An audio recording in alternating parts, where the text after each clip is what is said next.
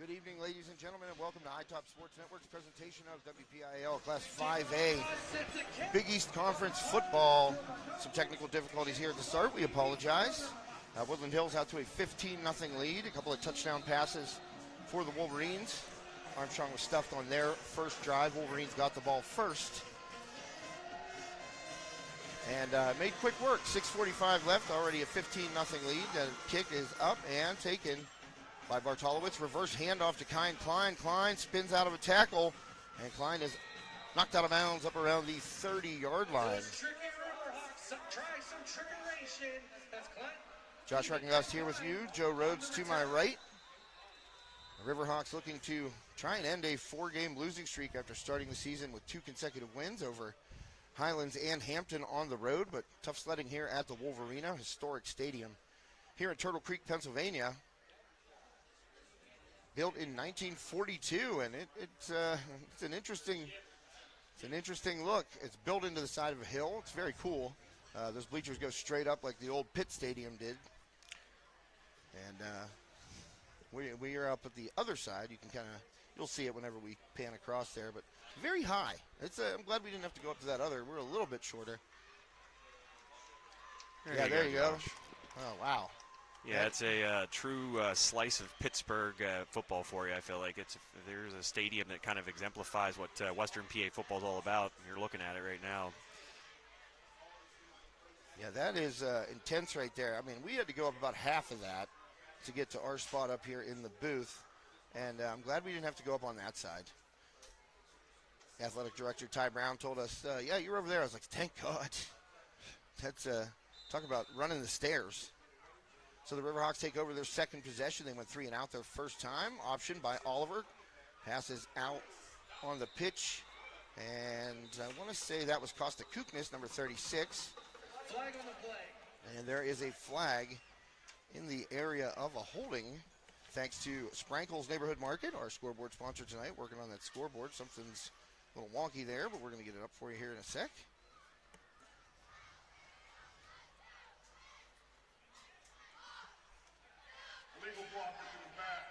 It's going to go against the Riverhawks. Josh, illegal block in the back, and that's not how you want to start a drive, as you mentioned. Nothing doing in these first few drives for the Riverhawks. Hoping to get something started here, down 15-0. Scoop Smith, the very dynamic player for Woodland Hills, accounting for much of that offense there in those first few drives, and the Riverhawks in a hole here early. Yeah, he didn't have full Division I scholarship offers as a freshman, I believe. I do, and I haven't had a chance to really watch him live in football. I have been lucky enough to watch him twice in basketball, and he is as advertised. As Oliver's going to take this one up the middle. Oliver designed run, tries to get to the outside, trying to make a man miss, and he's up around the original line of scrimmage, knocked down about the 31-yard line. Oliver gets that penalty yardage back, but it's going to be a third down for the Riverhawks. Yeah, I'm going to point out, too, second down, my bad. The folks out there, they're probably missing the Schaefer & Schaefer law firm tonight. They'll be back. Just a night off for the boys. Appreciate the efforts of Brian and Corey. Great dudes. Two of the best. Not related. Not related. Same last name. Friends. Yes, dear friends.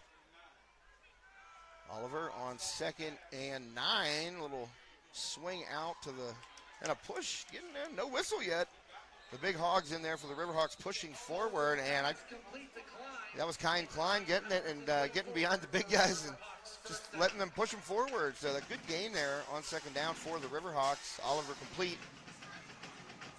And it's going to be a first down for Armstrong, their first of the game. Kind of a rugby scrum there, Josh. I love it. I mean, I don't love being inside them, but I love to see it on the football field. I've never been in one. Have you? No, I never have, but my brother Jake, a big rugby player, he's broken his scapula several times, much to the chagrin of my mother. Costa Kuknis running hard up the gut and off left guard there, and probably gained about 4 there on first down. Kuknis. You got to like that run by Kuknis. Put his head down and just barreled forward. Wasn't waiting for anything there, not waiting for blocks or nothing. He saw a hole, hit it hard, and that was one of the more better run plays so far for the Riverhawks. I'll tell you what, Kuknis really impressed me. I brought it up a couple times on the broadcast. Against Hampton last year, pressed into starting duty as a sophomore on the defensive side of the ball, and he went right at Brock Borgo, who's 6 foot, 220-pound running back, and he stuck him. And I thought, wow, that kid has some guts. And he plays hard-nosed, and he runs the football that way, too. Oliver rolling to his right, fires out complete. That's Quinn Olson. And Olson near the first down marker, pressed out of bounds and into the Riverhawks bench.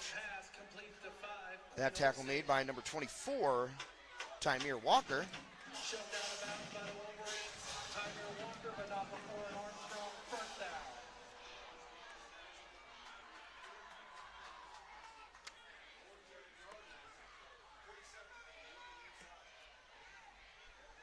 So that is, what do we got here? So first down, and he's going to be sacked. Oliver goes down. Quick rush by the Wolverines in there first. There's number 17, Jaden Prince, going to get credit for sack. I think I heard a different name there from the public address announcer. Yeah, I don't know if that was a first and 10. I just don't think the down and distance is changing. Because you had the Olsen play break prior to that, so I believe this is third down. And instead of saying second down, I guess the chain gang too. Yeah, I think Olsen got the first. He was right at it, and they just moved it along. And I don't know. Now it says second and 14. Chain gang has the 2 up. So Oliver, shotgun, looking long. He's got a man wide open, and he's got a touchdown throw to number 14 for the Riverhawks. That is Chase Jablonski. Yelling yard. The great Jablonski getting open there. Maybe a defensive lapse. He was wide open. It was just a matter of whether or not Oliver would hit him on the pass. And sometimes, Josh, those are the hardest ones. You got a guy breaking down the field. He's wide open. And Oliver putting that one right on his hands. Great throw by the young Armstrong quarterback there for 6. And now they're going to line up and looks like kick the extra point. Well, Woodland Hills went for 2 on their second touchdown. And Riverhawks electing to kick the extra point here, but a great throw. And, I mean, that was fingertips by Jablonski there, the 6', 160-pound senior wide receiver.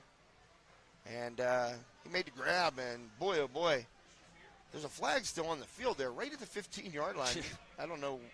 We're still talking about it, so let's see what the is this going to go in the previous play here? Or is I don't think so. this gentleman just, I think he's saying something here to the Armstrong. Oh, wow. Okay, so they're going to say legal substitution on the extra point, not on the touchdown pass. Luckily for the Riverhawks, man, oh man, if that gets called back, that is a gut punch if there's ever been one. But luckily, it's just going to move Armstrong back a wee bit here. Jaden Pearson on to attempt the extra point.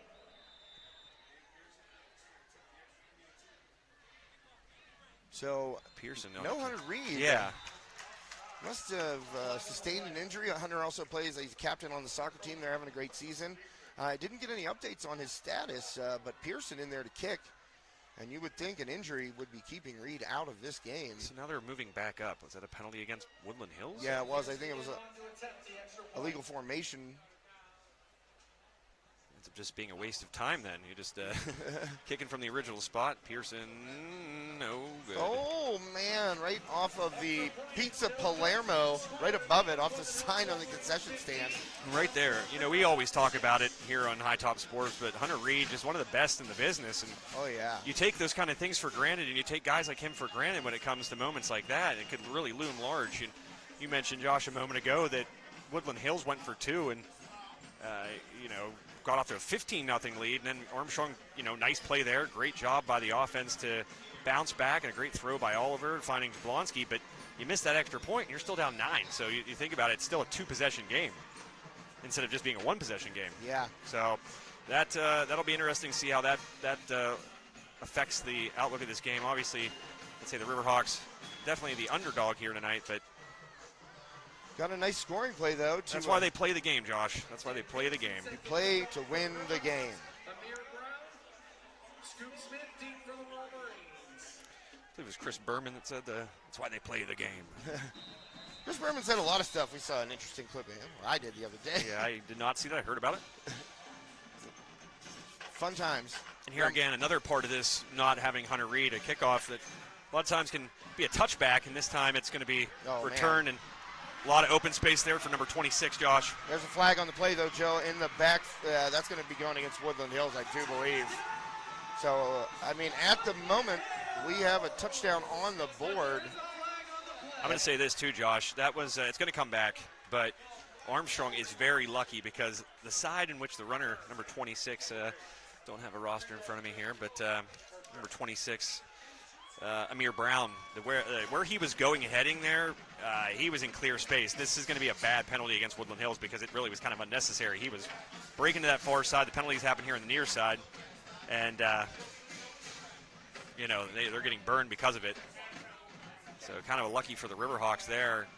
Great blocking outside of that one infraction there for Woodland Hills, but an infraction nonetheless, and it's going to set them up at around the 30-yard line, it looks like, Josh. Well, as you said, Joe, it was kind of unnecessary, away from the play a little bit. I mean, it was already passed. Well past. I mean, he was breaking to that far side. That was Brown. And as I believe the band The Chicks once said, wide open spaces over there. Interesting reference. Didn't expect a Chicks song reference here tonight, but that's what I'm here for. Had to change their name. Yes, that's why I called them The Chicks. Originally one of the first groups to get canceled. Indeed. So first play after the penalty from scrimmage and trying to bounce out of there, but a good tackle in the middle of the field by number 32 for the Riverhawks. Of course, Isaiah Greenia getting some time at that middle linebacker position. Greenia, senior, 5'10", 175-pound middle linebacker. I believe that was Elijah Nesby with the carry. Am I correct there? Or? I believe you're correct. I think it was the young man that's still flanked to the quarterback's left. Flanked. That's the word for it. I love it. Thank you. Snap, quick pass out. And that's going to be Amir Brown, and he's pushed to the sideline. Tries to cut it back in, but Klein cleans him up. Still a first down for the Wolverines. Shifty in open space. Boy, oh boy. What a luxury he is. A lot of weapons here on this Woodland Hills team. Clearly, Josh, you talk about Scoop Smith. He's dynamic as they come, and what we've seen from Brown here early on in this game, mighty impressive. And it's Woodland Hills. The name rings greatness. There's even a list here of some of the notable alumni here. Of course, Rob Gronkowski, John Clayton, rest in peace. Oh, yeah, man. Tad Porter, Lacey Scales, Jason Taylor, Hall of Famer, Miami Dolphins. Joy Taylor's sister.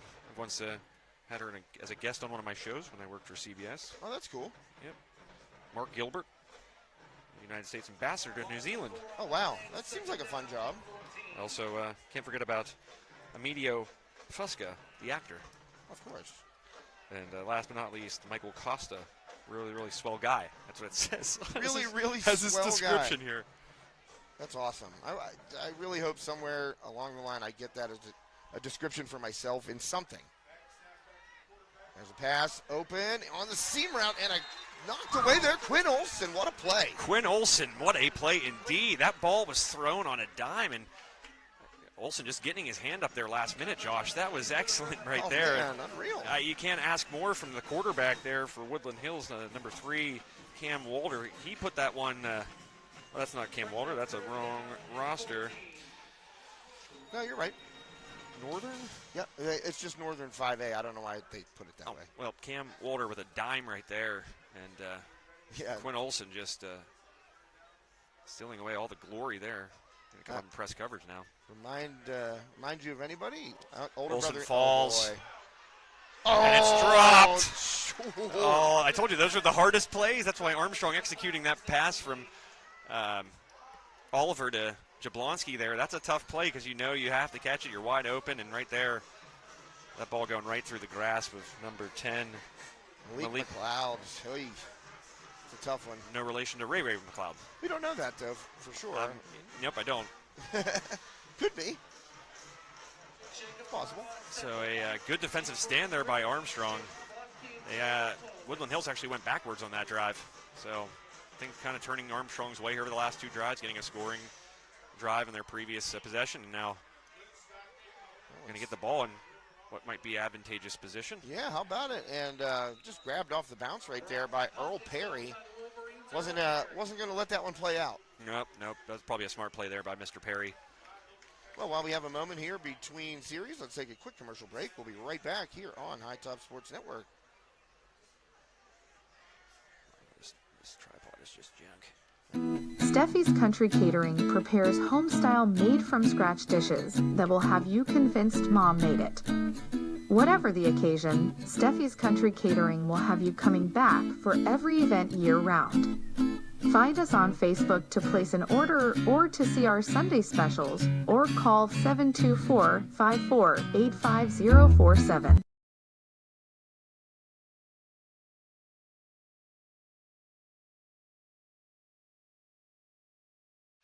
And welcome back to High Top Sports Network. We are here in the Schaefer's HVAC broadcast booth at the Wolverina in Turtle Creek. Oh, we're getting the dreaded rainbow lines. Rainbow lines indeed. Oh, half a. There we go. Hey. Yep, thank you to Schaefer's HVAC for providing us this lovely booth here. Even on the road, the Schaefer's HVAC broadcast booth travels quite well. And I don't know if we got a timeout here taken by the Riverhawks, maybe? Oh, that's the end of the quarter. Apologies. End of the first quarter here at the Wolverina. Riverhawks trail 15-6. Josh, share a message. Let's talk about Ryan Olson Chiropractic. It's one of my favorite places in the whole world. Well, Ryan, some people go on vacation to Disney World, Disneyland. I go to Olson Chiropractic. You know, you've needed it. A lot of golf this year. The shoulder, Too much. Neck area acting up a little bit. Ryan Olson will get you lined up. Professional, courteous service. Great caring staff there in West Katanning. If you know where Flint Tire is, right behind there, the driver's license center, that particular building. Ryan Olson practice located in there in West Katanning, and going to get you back on your feet, lined up, and back out on the golf course. And Joe and I golf every month of the year, so that's important to us. We have golfed every month this year. Yep, I would say I've gotten at least 10 rounds in every single month. That means, I've had a lot more months like this, but talking about January, February, I'm still swinging those sticks. I got a cart cover and a propane heater. And the little buddy. Yep, and you know what? Even though the temperature's colder, it's still hard to get the temperatures, or the temperatures don't help the fact that the back is just twisting in an unnatural way, Josh. So a lot of torque. Oh, a whole bunch. So you're a tall guy, long arms, long swing. Well, looks like a sneak lining up here for Oliver. And they actually give it to Jablonski, and he stopped at the line of scrimmage. That was an interesting play call. It was, kind of one of those quick turn handoffs where Jablonski was in motion, and nowhere to go there. Wolverines had that one sniffed out.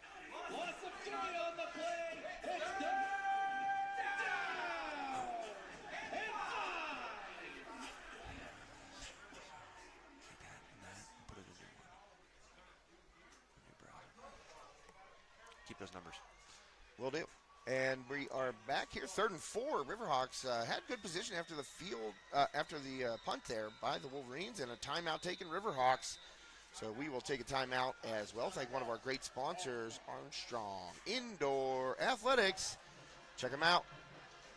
Armstrong Indoor Athletics, located at 132 South Grand Street Avenue in downtown Katanning, offers a state-of-the-art training facility and top-tier instruction by experienced coaches to help turn your youngster into the best baseball or softball player they can be.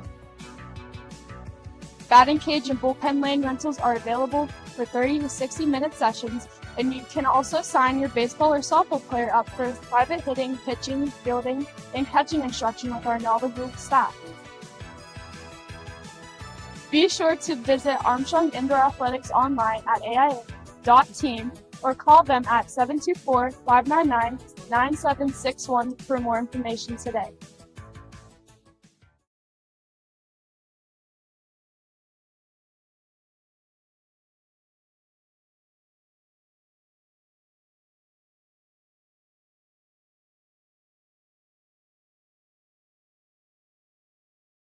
And welcome back, High Top Sports Network. Thanks to Coach Schaefer and Coach Harmon down at Armstrong Indoor Athletics. Two just tremendous human beings. Love those guys. One is an absolute hitting guru. Yep. The other's just an absolute tremendous guy. And just baseball and softball, just expert, for lack of a better term. Wealth of knowledge. Yes. And Oliver going to go deep down the sideline. He's got a man. Oh, what a catch! You have got to be What kidding. a catch! And Kyan Klein What a catch! just made a George Pickens Oh man! snag one-handed and no flag. No came out. flag. That's the best part. You know why? Because ref was like, that's a catch. We don't even need Let the him have flag. his. Let the kid have his glory. That was unreal. The one-handed grab while being my interfered goodness. with. That might be the catch of the year. I haven't seen one nearly that good. Kyan Klein, do the thing, kid. That's awesome, man. He is. He's having a great year. A really solid kid, great leader. Ooh, that was close to a false start. And that was kind of a different look off that Jablonski motion play. Here's a flag after the flag. We're going to need to change this capture card here, Josh. I think that's an issue here for us. Here, there's this one. Okay. I'll pop this out real fast so folks can get a good feed. But, yeah, that Kyan Klein play there, Josh, where we try to switch this over, just unreal. That was just unreal. I mean, one of the best catches I've seen in a long time, not even just this season. He threw the paw out there, and it was just absolutely. Delete that. He was absolutely perfect. Wow. Yeah, I mean, Kyan Klein, man, I hope you go back and watch this. Cheers to you, friend. That was unreal. That was such a hard catch, and there was clearly contact there. And I think you're right, Josh. I think that the referee just said, you know what, I'm going to hold the flag, or else he just wasn't going to throw it. But whatever the case, Kyan Klein just. Oh, that's a webcam. Is this the? Yep, there's a capture card. Not coming up for whatever reason. Let me try this port. Try that, Josh. Gonna probably have to delete that. Try that again. There's a snap by Oliver's going to hand it up the middle. I think that's Costa-Cuca. Keep the legs moving. We're going to get this video back up for you here. Just had to take out a bad card. We don't want that green screen to keep coming up on you guys. There we go. Hi-yo. We'll get her back real quick. Hey. And we're back. All right. Sorry about that, folks. Wanted to get you an audio view there. The catch card is a little funky. So, we're back. Yeah, again, I can't stop thinking about that catch.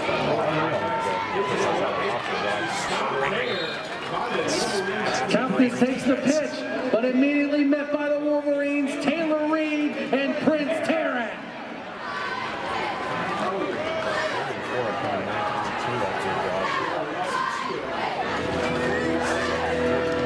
Brings up 4 down and 6.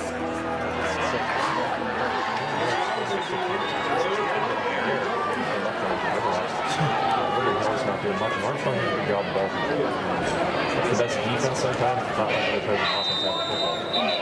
It's like Armstrong to the ball. Timeout, Armstrong. Timeout by the Riverhawks. We'll take another quick timeout here and thank another great sponsor. We will do. Once again. My name is Rick Mercurio, and I am in family medicine. But at 70 years old, I've slowed down a little bit. I'm more doing geriatric medicine. We moved to this area in 1984 after finishing my residency in Virginia. My family became members of the YMCA, which is now Richard G. Snyder YMCA.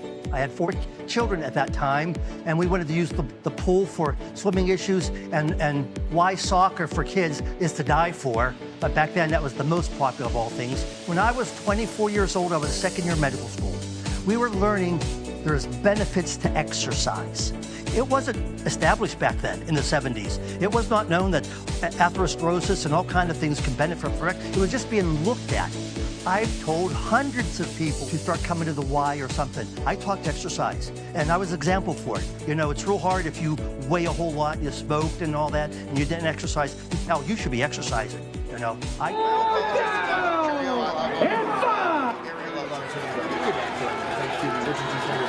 They are halftime show sponsor. This game and all season, Oliver's pass intended for Klein is incomplete. Broken up by the Wolverines. Prince Tarrant. Wolverine ball. After that catch, you had him go, but there'll be a turnover on downs for the Riverhawks there. And again, credit to the Woodland Hills defense buckling down there in the red zone. The Ryan Bowser State Farm red zone. Like a good neighbor, Ryan Bowser State Farm is there. Ryan Bowser, great dude. Tremendous dude. A friend, not just a sponsor, but a friend. I consider Ryan a friend. Oh, yeah. And a wealth of insurance knowledge. We talk about it often, how we kind of consulted Oh, yeah. Ryan about some of our insurance needs. And man, oh, man, talk about thorough. He called me. I bothered him on a Sunday, and he called me back, and we talked for an hour. I mean, that's just the kind of guy he is. I'm not even his client. But we patronize all of our sponsors in Ryan Bowser State Farm. Certainly, like I said, a friend. And that day, he really helped me out. He put my mind at ease, and he answered every question I had on a Sunday night. So I appreciate him on a personal level. And here's a big hole, and out to the sideline. Oh, boy, it's a foot race. It's staying in bounds. Maybe cut it back here. And he's gone. Unbelievable. Wow. Wow. I don't. Oh. Jeez, oh, man. How many broken tackles there for that young man, Mikkel Connor. There's a flag back there, Joe. That was a 90. He's hurt, looks like. It's Connor. That was a 91-yard touchdown. And it's going to come back, and Connor's down in the end zone, writhing in pain. I mean, he broke. I'm hoping that's a cramp, because that young man that was a. You talk about highlight plays here so far in this game, really from both teams. Oh, man, it goes It's against going to go against Hills. Woodland Hills. Man, a bad, tough break there. 2 kickoff returns that we've seen this, Josh. It's the second kickoff return brought back because of a penalty against Woodland Hills. So that's... Oh, no, that's where they took over after Armstrong had a fourth down there, threw out of the back of the end zone, and they took over at the 9-yard line. So that was actually a 91-yard touchdown run. I'm sorry, excuse me there. Yeah. But 2 big plays nonetheless brought back. Also taken off for Woodland Hills. I mean, wow. I saw a bunch of touchdowns get taken off the board in that knock Newcastle game, too, and Newcastle able to make a furious comeback late in the fourth quarter. So I want to point this out real quick, Josh, while I have a chance. Woodland Hills, looks like they put together not just a kind of a information packet here for their famous alumni and their stats and, information, great stuff. We'll get to that in a second. They also put together famous alumni of Armstrong. All right. Among them, one Caden Olson, University of Pennsylvania quarterback. First male in Armstrong history to score 1,000 points in basketball. Did so against Woodland Hills on January 27th, 2023. So shout out to Woodland Hills for, that's pretty cool. That happened against them. They're still going to kind of give him his props. Give him his shine there. Zane Dudek, former Yale running back, WPIAL leading rusher in 2015-2016 and the most rushing yards in a single season in WPIAL history. David Highfield of KDKA, Fort City alum, and then the one and only Gus Farrat, NFL Pro Bowl quarterback. Can't forget Mitch Farrat, too. Oh, yeah. He's not on there, but they got the first 4 I mentioned. No Josh Schreckengoss, though. No Josh Schreckengoss. Dang it, man. But one of these days, I'll be a really swell guy on one of those. An old-time series between Katanning and Ford City. Everybody knows this one. Tied. What is it? Yeah, man, it's like, I don't know, 37-37 or something like that? 37-37-1 is the all-time record. I pretended like I didn't know it. I don't know, what is it, 37-37-1? I don't know, maybe. Armstrong roster over there I could get from you? Yeah. Jacob Bowser with a really nice tackle there, Josh. He's played really well this year. Kim Walter with a nifty little move there inside. Kind of the play broke down. He decided to get loose, and there's a good tackle there by the big boy with the neck roll, Josh. I love it. I mentioned the neck roll, I believe, early in the season. Looking like Brian Cox out there. Brian Cox. That's big tackle right there. Who was that, 76? I think that was Bowser again. That's Donovan Hutchins. Oh, boy. And there's a flag, and it's going to be an unsportsmanlike on somebody. I think it's going to go against Woodland Hills because they're pleading their case to the referee right there. Yeah, there was some words said. Definitely some words. Going back a moment ago, that was Donovan Hutchins. Nice play by that young man. Donovan. Yeah, Donovan, a good kid, and made a heck of a play right there. Got off his block quick and just wrapped up the ball carrier. And something was said there. Those guys were just standing face-to-face, no demonstrative actions. Just some words, and you can't do it when the ref's standing right there. Yeah. So penalties right now just crushing Woodland Hills. I mean, they're up, and they've had some pretty dominant moments, but these penalties are just certainly impacting what they're able to do. You're always behind the sticks, and I don't care who you are. That's a tough uphill to climb. And we've seen it impact Woodland Hills basically since we got on the air. They scored their 15 points real early there and really have done nothing since. I don't think they scored in the second quarter. They have not. And much of the end of the first quarter. So Armstrong's defense standing tall, but those penalties certainly a part of the equation as well. So I believe it's 3rd and 22 right now for the Wolverines, and the Riverhawks got to get off the field right here. You don't want to be giving up a 3rd and 22. Good blitz call right there. Rolling out as Walter. He's throwing on the run. He kind of lofts it. And a good play to come in and break it up. That was Joe Bartolowicz closing speed right there. And Scoop Smith went up, tried to snag it, but give credit to Bartolowicz getting over there. Walter, that's tough to put a lot of zip on. You're throwing on the run right there, Joe. Scoop Smith, a junior, listed at 5'7", Josh, right there with the hang time he got up. And we're up high, so we really don't get to get a good idea of how tall guys are a lot of times. For as high as he got up, I felt like he looked like he was probably 6'6". Hung to him. Man, hang time indeed. But, yeah, that was impressive by Smith, but really nice play there by Bartolowicz. Yeah, Joe Bartolowicz. Bartolowicz is what he's being called here. Yes, the senior.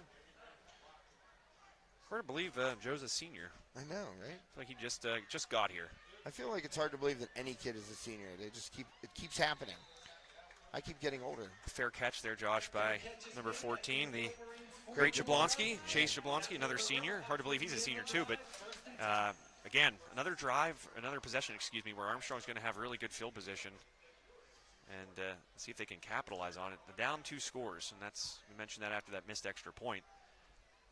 They got to really get something here before halftime to continue the momentum because they get the second half kickoff as well. They deferred to start this game. They did indeed, and this second straight possession, as you mentioned, Joe, they're taking the ball in Wolverines territory. This one a little bit closer than last. Starting at the 39, they got down to the 9-yard line, went for it on 4th down, unable to score. Defense holds, and the Riverhawks take over. Kuknis off left guard again, and he's going to get close to 5 yards there. I like that. Kuknis, those big guys on the left side getting some push. Yeah, Armstrong, I like what they're doing offensively here tonight, Josh. They're trying to kind of mix up the offense and really kind of maintain possession for long spurts. I mentioned it a little bit ago that the best defense sometimes against a dynamic offense like Woodland Hills is to keep the ball out of their hands. And these long drives that Armstrong's able to sustain doing just that. So 2nd and 7. They only gave him 3 there. I don't know. That was Oliver on the design run. Not much there for him. Yeah, I'll give him credit. Flag comes in. He took a big hit there, kept those legs moving, and still managed to get maybe a yard or 2 after that. Sometimes you get walloped like that. You just want to go down and live to see another play. Oliver keeping those legs churning. Well, during his time as the Riverhawks starter, Oliver has taken some huge hits. I remember distinctly a couple of big ones getting knocked out of games early in the season. Got knocked out of that Highlands game. And, he's a tough kid. He bounces back. He was back the next week. And this one goes against the Riverhawks, so unsportsmanlike against Armstrong. And you know what? They're going to be looking for it, too, because you saw Woodland Hills pleading for Armstrong to get an infraction on that little scrum you saw a little bit ago, and they're going to be watching for Armstrong to make sure they're not doing anything. What's up with number 78's helmet, by the way? Is that 78 the right guard for Armstrong? It's different helmet for sure. It's got the old school cursive font. Oh, man, Oliver dragged down by his jersey. What a sack there. Yeah. That was number 13 for the Wolverines. Getting in there, Lanier Butler. Yowza. Pocket collapsing from both sides there, Josh. You saw those end rushers kind of get that edge on the tackles and kind of collapsed, and Oliver did step up in the pocket, but good reach and kind of, as you mentioned, grabbed him by the jersey and tossed him down. Bring up a 3rd and quite long, 3rd and 19. Well, this drive started in Woodland Hills territory, and right now we're in Armstrong territory, 3rd and 19. Oliver shotgun, 4 wide receivers and a sidecar. Kuknis, little screenplay set up for Costa Kuknis, and he's got a blocker. Jablonski gets a pretty good block, but Kuknis went outside, didn't cut it back in. He's going to get back to the original line of scrimmage, well, close to it. And it's going to be 4th and about 10. Offense staying on the field, it looks like, Josh. That's an interesting play call here. 5:27 left still in the second quarter. Well, Hunter Reed also handling the team's punting duties. So if he is indeed, I see him down there. He's in his jersey and a hoodie, so he's not playing. Obviously, an injury to Hunter. So, well, it's fourth down. Yeah, fourth down. Oh, and over, pulling the Big Ben Pooch. That was awesome. Oh, and Jablonski, Bartolowicz. Oh, man, that was a very close play. I'll tell you what, that was not wise of the Wolverines to get involved with that. Yeah, he touched it, and it was there's an Armstrong guy right on his hip. I'm not sure. And he could have just let that one die and play it safe. Really no reason to do that, but luckily for the Wolverines, it stays in their possession. They'll start from the 6-yard line, but credit to, again, Jaden Oliver there with that, as you called that Big Ben Pooch, little roll out to the right and kicks it to the opposite side and kicks it quite well. That was a great punt. Yeah, I mean, it's down to the 6. He kicked it from about, the Armstrong 45 maybe? Yeah, maybe a little bit even behind, a couple yards behind it, but he put it perfectly, and then Bartolowicz just waiting to down it. He was trying to keep it out of the end zone. And then I believe it was number 3. No, it wasn't. I couldn't see the number. These numbers are kind of hard to read through this glass double pane I'm on right here. But the return man gets down and touches it, and Bartolowicz nearly wrestled it away. A tough starting position here for Woodland Hills, but we've seen them break off a couple plays, 2 of which getting called back. But Walter got a man, swings it out to Scoop Smith. Oh, my goodness, the speed. Holy man. Shoestring tackle there by. Yeah, shoestring tackle there, Josh, by Chase Jablonski. He had to be the great Jablonski right there to get a hand on the foot of Smith and to bring him down. Wow, he's 6 yards and he's up to full speed right there. That was pretty. I can't do it. That first step it's wowing to me. That first step was unreal. Walter looking deep right now. Again towards Smith. What a catch. He was out of bounds. But man, oh man, the body control there. Man, these receivers tonight putting on a show for both teams. Sometimes you'll see a wide receiver in the NFL make a play like that on the sideline and gets ultimately rolled out of bounds, and they still make the catch. That's incredible to me, and Scoop Smith just did it right there. Turned it completely around. Talk about George Pickens looking play. That body control, like you said, turn his body like that. That was you can see why he's getting the college offers that he is. That's has been for a minute since his freshman year, pretty much. Yeah. And as you said, Joe, got to see him on the court. Heck of a basketball player too. Yes, he was.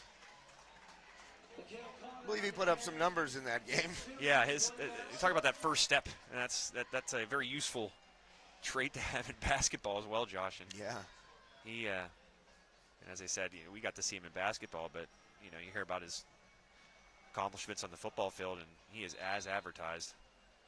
Is Scoop Smith. And we are going to get a timeout called on the field. Woody High takes the TO. We're going to take a TO as well. And hear from one of our great sponsors, Sprinkles Neighborhood Market. Hi, everyone. Hi, everybody. Hi, everybody. Hi, everyone. Hi, everyone. Hi, everyone. Hi, everyone. Hey, everyone. Hey, everyone. Hi, everyone. Hi, everyone. We're here tonight at the Richard G. Snyder YMCA. T-Bone. Guys, that's right. It's $5 sushi Wednesday. Produce sale. Bananas. 45 cents a pound. Pork turkeys. You know why we're doing pork turkeys? We're doing a fundraiser. The meat keeps on rolling the hair sprinkles. You know what day it is today. It is Sushi Wednesday. $5 sushi rolls. And welcome back. Thanks to Sprinkles Neighborhood Market, our official scoreboard sponsor during Armstrong football this year. Punt coming. So the Riverhawks defense standing up again. And not a great punt once more. This one going to Riverhawks start another drive, third in a row, Joe, in Wolverines territory, but the last two have not produced points. Yeah, and Woodland Hills choosing to kind of take their shots, and rightfully so. I mean, you got Scoop Smith, you got a lot of weapons on this offense, but they could kind of decide to, maybe play this game in the trenches, try to wear Armstrong's defense down a little bit. But that was a quick drive. When you're throwing the football like that and not completing the passes, it's stopping the clock and giving Armstrong plenty of time, and as a result, also giving them good field position, as you mentioned. So, I mean, it's a strategy, maybe a bold one, Cotton. But see how it works. We'll see how it works. And Armstrong, like you said, Josh, good field position. Can they capitalize on it and score before halftime? Would be huge, again, because they get this kickoff to start the second half. Hand off, Kuknis up the gut. He's hit hard, maybe a yard. George Hill in on the tackle for Woodland Hills. Former point guard for the San Antonio Spurs and the Indiana Pacers. Yes. Not the same George Hill, I don't think he had any. Oh, it's not? Don't think he had any high school eligibility left. Oh, whoops. My bad. I mean, he could have. See that sometimes. Guys go back when they're like 27. George Hill's nice. Yeah, he was decent. This George Hill, though, making a tackle, just a 1 yard gain there for Kuknis, 2nd and 9. Riverhawks, Oliver out of the shotgun, looking, fires. He's got a man, and it's picked. Underthrown a little bit. Man, oh man, he did have a guy. Yeah. Jablonski was open, and the interception right there brought back number 24, Tymir Walker, and he is having a good game. Man, that's tough. And Jablonski's thrown a couple really good balls, or excuse me, Oliver's thrown a couple really good deep balls here tonight. And that one just a little underthrown. Jablonski had the step, but you can't afford to even throw that one a little bit under with the speed and the skill of these secondary players for Woodland Hills. And as a result, now Woodland Hills taking over. Better field position than they have been, but still back in their own end of the field. I believe what? Holding on the return, so that's going to go back 10. But I'll tell you what, I think they kind of fooled Oliver with that coverage, because it looked like the corner just let Jablonski go past, and Tymir Walker was kind of hanging back there. He was, but if that ball's thrown over the top, yeah, Jablonski has a step. That I think Jaden would say that himself. If he gets that over the top to Jablonski, that's at least a really nice play to put you down near first and goal territory. So how about that little side pass by the official there? That was nice. That's pretty impressive. That's not easy to do. Highlight plays all over the place here tonight, even by the referees, dude. He this literally is, impressive. He threw it like a discus, and it just was like a perfect spiral, one hop to the line judge here to get it out of bounds quickly. Smith in the gun here, Josh. Well, Scoop Smith takes a direct snap, cuts it back, and a diving play, Rocco Schwartz. What a grab of the ankles by Smith. Tackle for loss, big Rocco. Wow, a couple really big tackles by the Riverhawks here today. Rocco, that's who's wearing the weird helmet. we love Rocco Schwartz, but yeah, I think if you're having a 100-yard dash race between he and Scoop Smith, Rocco would admit he doesn't stand much of a chance. That would last about 10 yards. Yeah, but right there, just a great job of extending his arms and another shoestring tackle. Oh, just a full-out dive, man. Full-out dive by Rocco. Gets enough of Smith to bring him down. 2-yard loss there.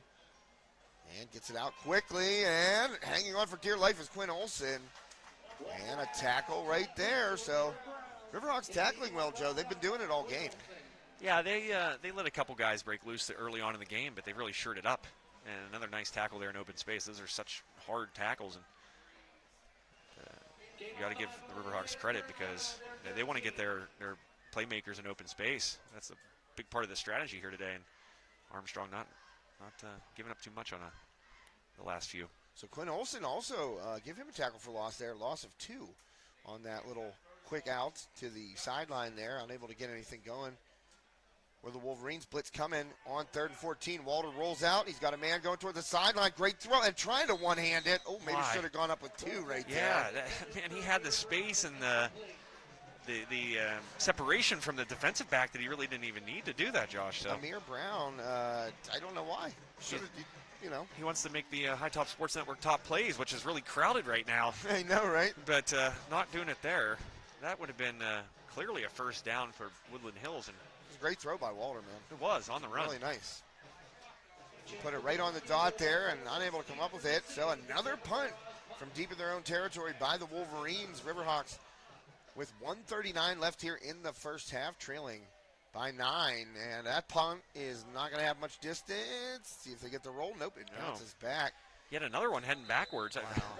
Tell you what, we see a lot of punts in high school football on Friday nights here in High Top Sports Network, but 3 consecutive that bounce backwards. That's a first for me this year, Josh. It's 4 straight drives now are starting in Wolverines territory for the Riverhawks, and they have yet to score a point off any of them.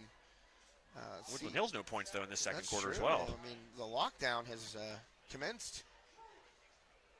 Yeah, I don't think a lot of people had this game at 15-6 score with a minute and 30 seconds left before the half, but that is where we're at. Armstrong again. You mentioned Josh starting in Woodland Hills territory. What, the third straight time? Fourth. Straight.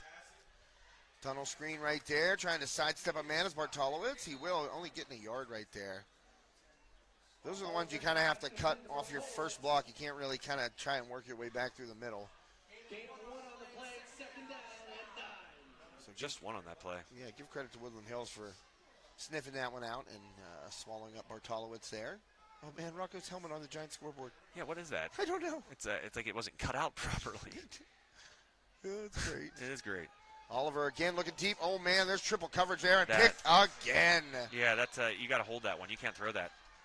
Not a good throw there, and it sailed on him anyway. It was coverage. The Wolverines were everywhere on that throw. He was looking down Kyan Klein, and you got to realize too, Woodland Hills, after Kyan's play there earlier in the game and all the targets he's already seen, they're going to blanket him, and they had that extra safety over the top there. Josh, the cornerback, was on him still. It was a zone defense, it looked like. Yeah. But still, just no window at all really there for Oliver to try to squeeze that one in, and then when you overthrow him like that, it's basically effectively just a punt. Was that Tymier Walker again? That's 2 for him if it was. I think it might have been. I believe it was. So he's having a nice game, Walker, with another pick, and Wolverines have 55 seconds, and they are taking over on their own 20-yard line. Handoff is stopped. Not much doing right there, and good tackle. You know, if I'm Woodland Hills, I want to kind of get back to this style of play. You know, they're effectively throwing these little screen passes and little, throws in a flat as an extension of the run game, I feel like, Josh. But, a little too late now. We're 30 seconds out, but. Yeah, I don't think they're trying too hard to get down the field. Not too many long drives. Boy. They might not have to try too hard here. Oof. Well, Kookness puts the head down and sticks Mikhail Connor, and then zero, my man Max Zablocki. Single zero. Oh, man, I love it that he wears 0. And he comes over the top and cleans up Mikhail Connor, and Connor got up slowly after that. And, he took a shot from Kookness, and then Max, not Dozick, but that was a Dozick-esque tackle right there. Yeah, I can't think of anybody that wore 0 in past years here for Armstrong, so Max Zablocki taking that honor quite possibly. He's the first Riverhawk to wear 0.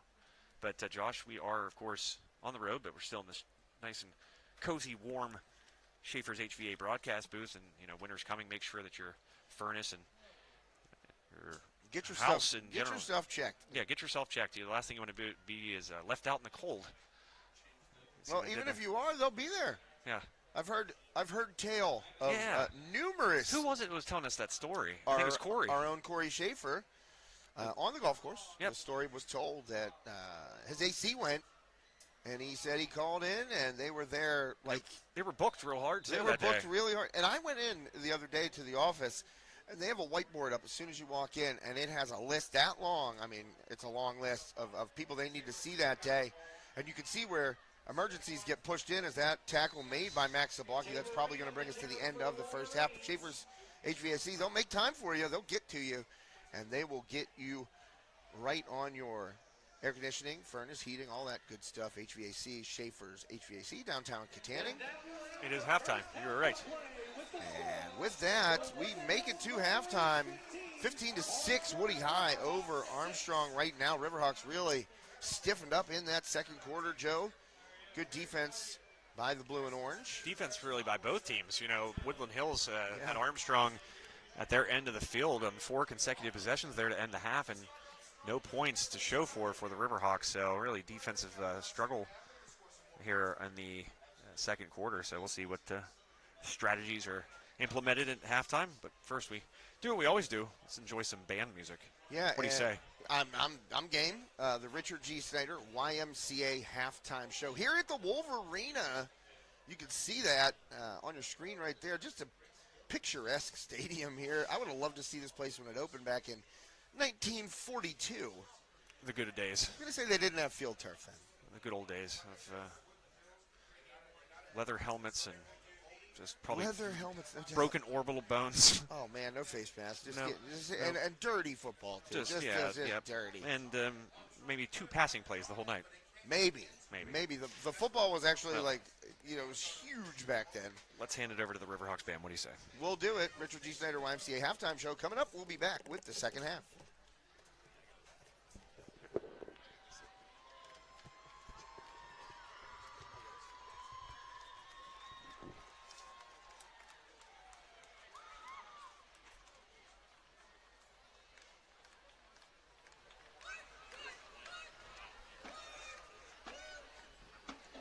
Good evening, ladies and gentlemen, and welcome to the 2024 Armstrong Riverhawks Marching Band Halftime Show.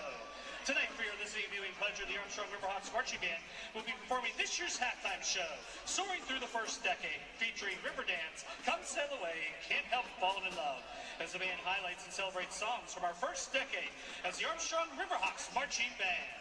The band is under the student leadership of drum majors Zoe Dabrowski and Marley Smith, drum captains Cassidy Smith and Austin Quinn, and guard section leader Hannah Taylor.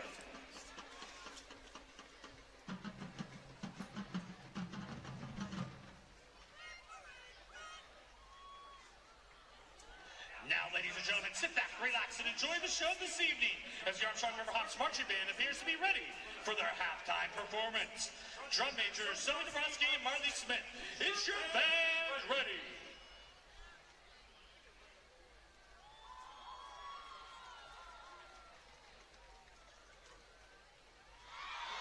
Armstrong Riverhawks Marching Band, the field is yours for performance. That's what I'm doing right now.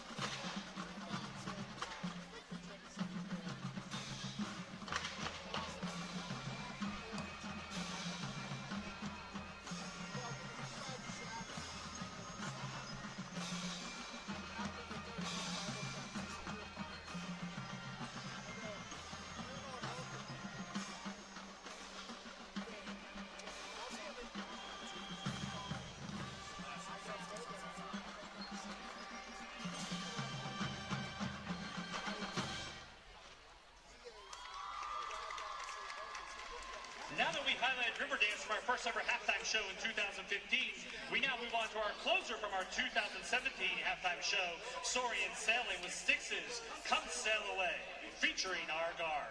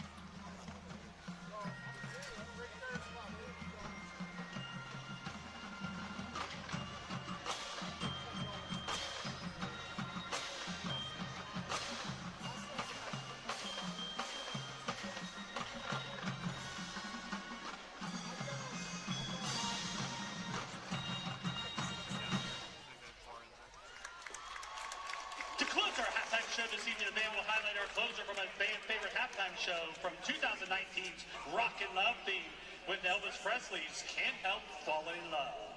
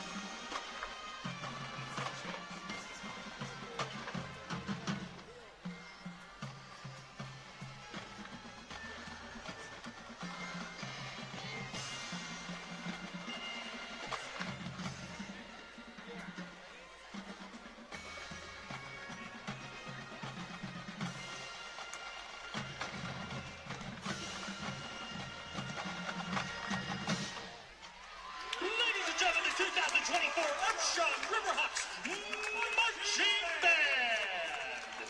The Armstrong Riverhawks Marching Band is under the direction of Mr. Jason Beneski, Assistant Director Mrs. Melissa Beneski, Guard Instructors Mrs. Tara Smith and Mrs. Courtney Eiler, Drumline Instructor Mr. Rob Reams, Marching Instructors Mr. Jason Kirkota and Mr. Pat Cavanaugh, Woodland Instructor Mrs. Charlene Kirkota, Brass Instructor Mr. Louis Reinbar, and the voice of the Riverhawks Marching Band, Mr. Jake Canish. This year's halftime drill was designed by Mr. Robert Harris. The Armstrong Riverhawks Marching Band would like to wish the Woodland Hills Wolverines Marching Band the best of luck on the remainder of their season. And lastly, ladies and gentlemen, the Armstrong Riverhawks Marching Band would like to thank you for your kind attentiveness this evening. Go Hawks!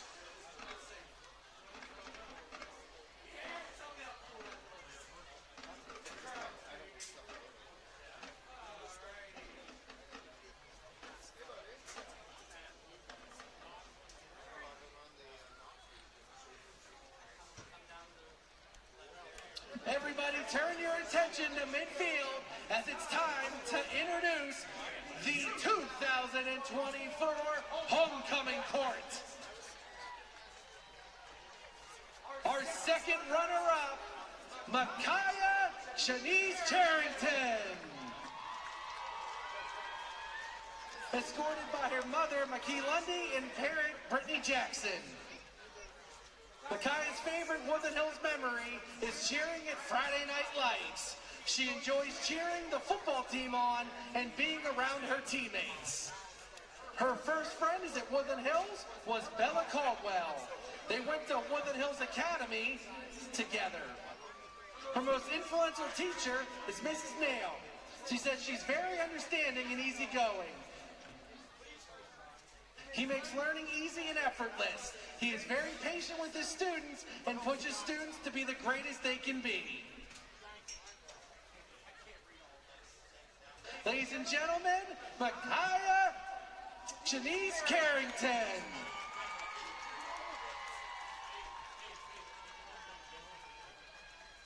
Next up is Troy Aikens.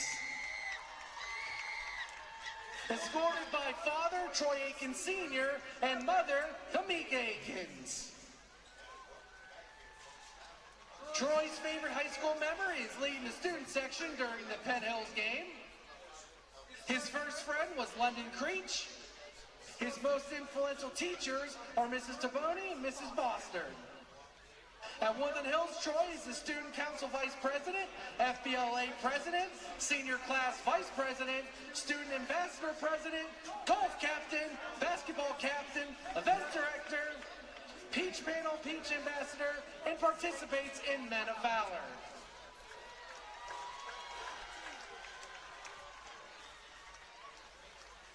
Next up, we have the first runner-up, Janae Clark. escorted by Father George Clark and Nana Renee Boswell. Dia's favorite Woodland Hills memory was getting asked to homecoming at a football game. Her first friend was Mercedes Bracy. Dia's most influential teacher is Mr. Neff, her gym teacher. His energy and enthusiasm made physical education the best part of the school day.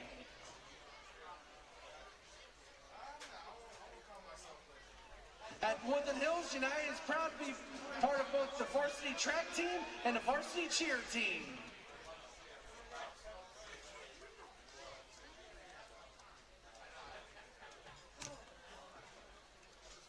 Our first runner-up for homecoming king, Leah Blaney.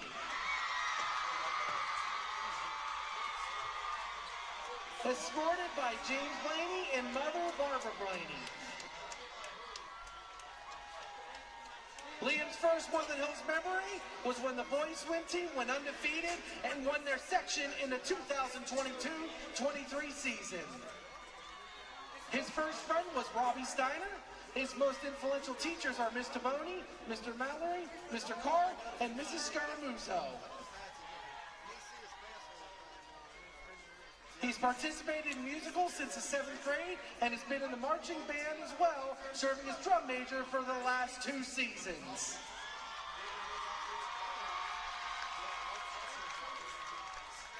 Nia Graham. Nia is being escorted by Mother Shannon Graham and Father Will Graham. Nia Graham's favorite Woodland Hills memory is cheering in the homecoming parade her freshman year as a member of the varsity cheer team. She also enjoys attending the homecoming dance in 9th grade. It was the most fun she ever had in high school. Her first friend was Micaiah Carrington. They met at Little League Cheer over the summer and ended up going to kindergarten together. Nia's most influential teacher was Mr. Nail.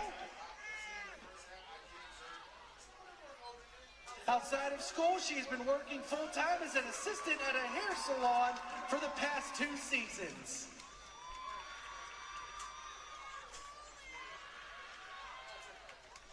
Amir Brown. Amir is being escorted by Father Jared Brown and Mother Angela Brown. Amir's favorite Woodland Hills memory was playing against Bethel Park in the playoffs his freshman year and having a pick 6. His first friend was Scoop Smith. Amir's most influential teacher is Mrs. Bostard. The way she pushes him is the best. At school, he participates in football, basketball, and track. And in the future, he plans to continue playing football in college and getting his college degree. Olivia Hutcherson. Olivia is escorted by Mother Lisa Valdon and Father William Hutcherson. Olivia's favorite Woodland Hills memory is participating in sports. Track isn't sports she has the best memories of. The Butler Invitational is always her favorite. The team plays Duck Duck Goose every year. Olivia participates in the National Honor Society, Student Council, and Black Student Union. She is the varsity captain of both track and cheerleading. George Hill. Escorted by Mother Anita Blue and Sister Jade Lavender. George's favorite Woodland Hills memory is Friday Night Lights. His first friend was Cam, and his most influential teacher is Mr. McDonough. At school, he participates in football. George plans to attend college for 4 years and declare for the NFL draft once it's time. De'Ara Jones. Escorted by Mother Kiara Maccabee and Father Demetrius Jones. De'Ara's favorite Woodland Hills memory are being the student section and beating rival teams. She's loved being in the student section leader during her senior year. Her first friend was Tia Johnson. They've been best friends since kindergarten. Dear participates in track, student leadership, and peace panel as an ambassador.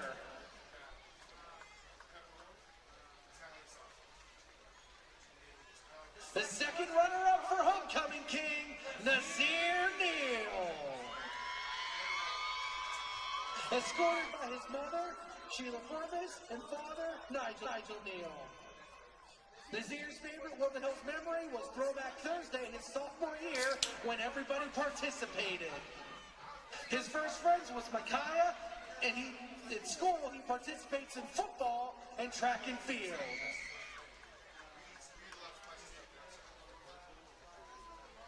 In the future, Nazir will focus on owning his football skills and showcasing his talent at the next level. He plans to prioritize physical conditioning, nutrition, and training to elevate his performance. Redmond Miller. Escorted by mother Rachel Klink and father Gary Miller. Redmond's favorite high school memory has yet to come, besides making homecoming court. Cannot wait to graduate and go to prom again. She enjoys having her older friends and sisters through 9th and 10th grade to guide her and show her right from wrong. Redmond's first friend was Shania Lee, who she met in kindergarten at Woodland Hills Academy. They are excited to graduate together in June. Redmond played basketball during 9th grade and track during the 11th grade. Grant Levy-Top.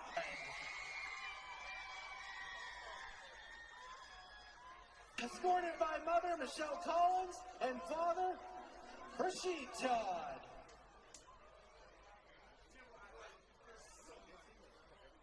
Grant's favorite Woodland Hills memory was going to the National Museum of African American History and Culture, collectively known as the Blacksmonian Institute, on the National Mall in Washington, D.C. with the Black Student Union.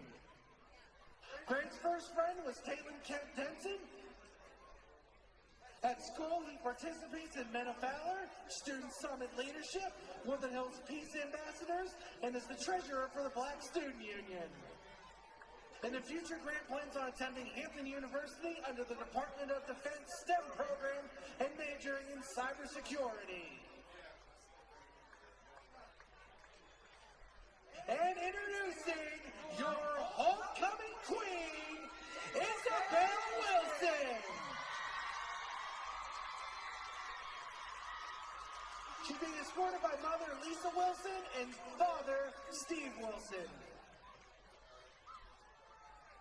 Queen Isabel's favorite Woodland Hills memory is when the girls' soccer team made the playoffs for the first time in 30 years, her sophomore year.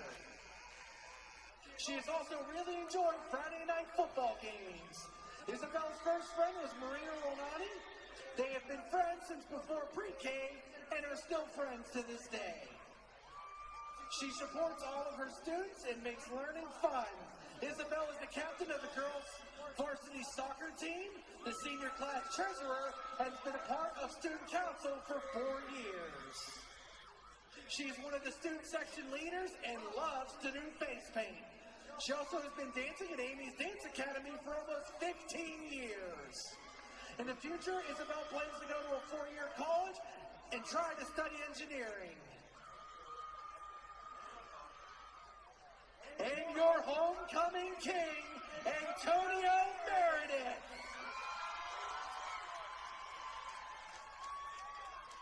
He's escorted by his mother, Mia Meredith, and sister, Dontasia Kelly. King Antonio's favorite Woodland Hills memory was 90 days during his freshman year. It was a very eventful day. Students took a lot of pictures and videos, and everybody participated. Antonio came to Woodland Hills in 7th grade, and his first friend was Simeon McCoy in Mr. Brown's class. He also met one of his cousins, Dewey, on the same day, and they've been close ever since. In the future, Antonio plans to be a very successful real estate agent selling home and commercial properties. His future journey consists of him being an entrepreneur, owning a real estate company, and many other businesses to provide jobs for individuals in his community. Let's have one more round of applause for our 2024 Woodland Hills High School homecoming court.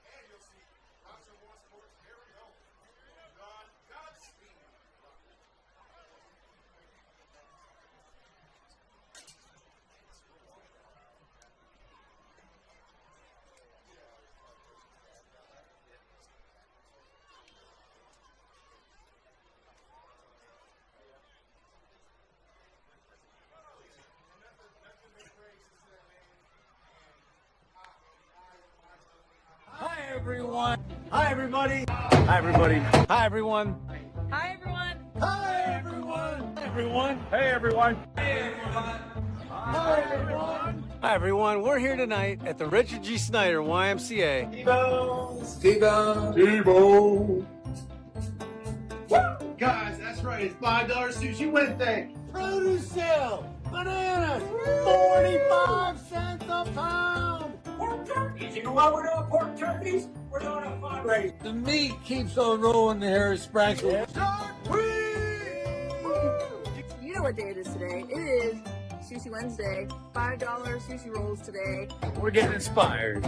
Come on and help me hashtag save meat. And we're pumped up because we are less than 24 hours away from Camp Out for Community tomorrow. Like and share, like and share. So like and share, like and share. Help spread the word. Just make sure you like and share. We can't do what we do without you. Come and see us. We can't do what we do without you. Come and see us. We can't do what we do without you. Come and see us. Can't do what we do without you. Come and see us. Bye.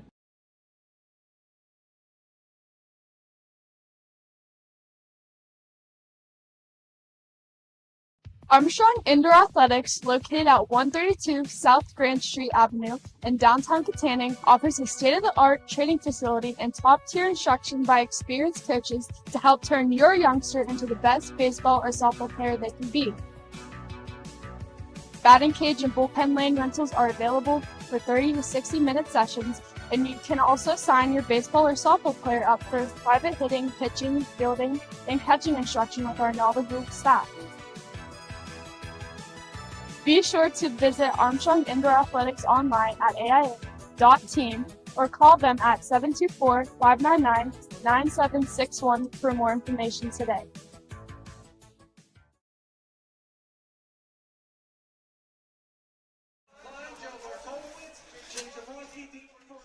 And welcome back to High Top Sports Network. Quite an interesting halftime show there. We got the homecoming of Woodland Hills here along with the bands. And we are ready to get it underway. Second half, the kickoff. Armstrong will receive it. It goes out of bounds, so a procedure penalty against the Wolverines to start the second half, Joe. Yeah. Excuse me, Josh. It'll be interesting to see Armstrong with the ball here to start the second half. Of course, deferring when they won the toss to begin this one. We saw a defensive struggle there in the second quarter. And Armstrong getting some really advantageous field position. This not so much, but yet another penalty against Woodland Hills here. Those have really started adding up here.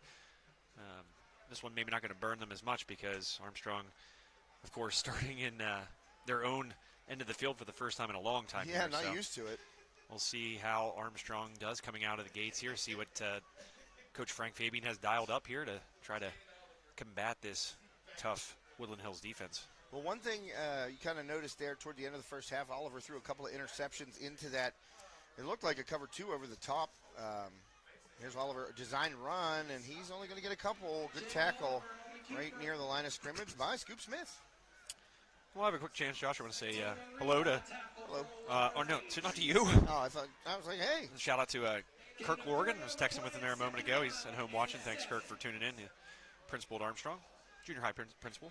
Yeah, hi, Kirk. Thanks a lot, man. Yeah, keep texting me. Don't text Josh. You got to get out golfing with Kirk. I've been saying that. We've haven't had a chance all summer, but we're due. Wow, that ball right on Kyan Klein. And Klein hit the shoulder pad first. He juggled at it. Nearly came up with it, but incomplete right there. Third and 7 coming up. You got to wonder if Kyan was hearing footsteps there right over his shoulder. The defender really right there on his back. And the catch that Kyan had earlier in this game, man. that one-handed grab down the field, probably like a 40-yard, 45-yard throw in the air. And he brought that one with one hand. It's surprising whenever he drops one. Oliver under pressure. He's got to get rid of it. He's smacked and sacked. Brought down for a big loss there by number 13 for the Wolverines, Lemaire Butler.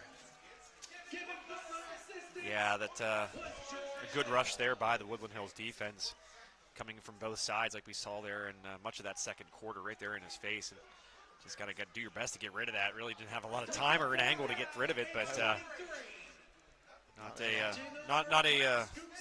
the drive I think the Riverhawks were hoping for coming out the gates here in the second half. So back to punt now. It's going to be someone new. Pearson punted earlier. This is going to be number 2 for the Riverhawks. That's Oliver back there kicking.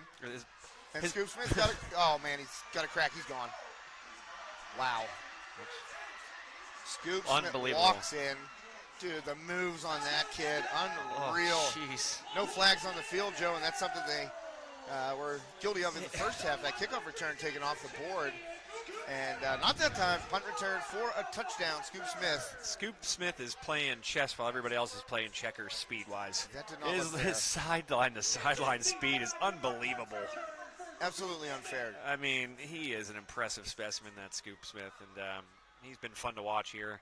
Riverhawks might not agree that he's been fun to watch, but we've enjoyed it. And right there, just giving the playmaker the ball in open space. Josh, we talked about it, and that's what you're capable of if you're Woodland Hills with all these playmakers. I'll tell you what, he doesn't come off the field either. Plays cornerback, returns the kicks.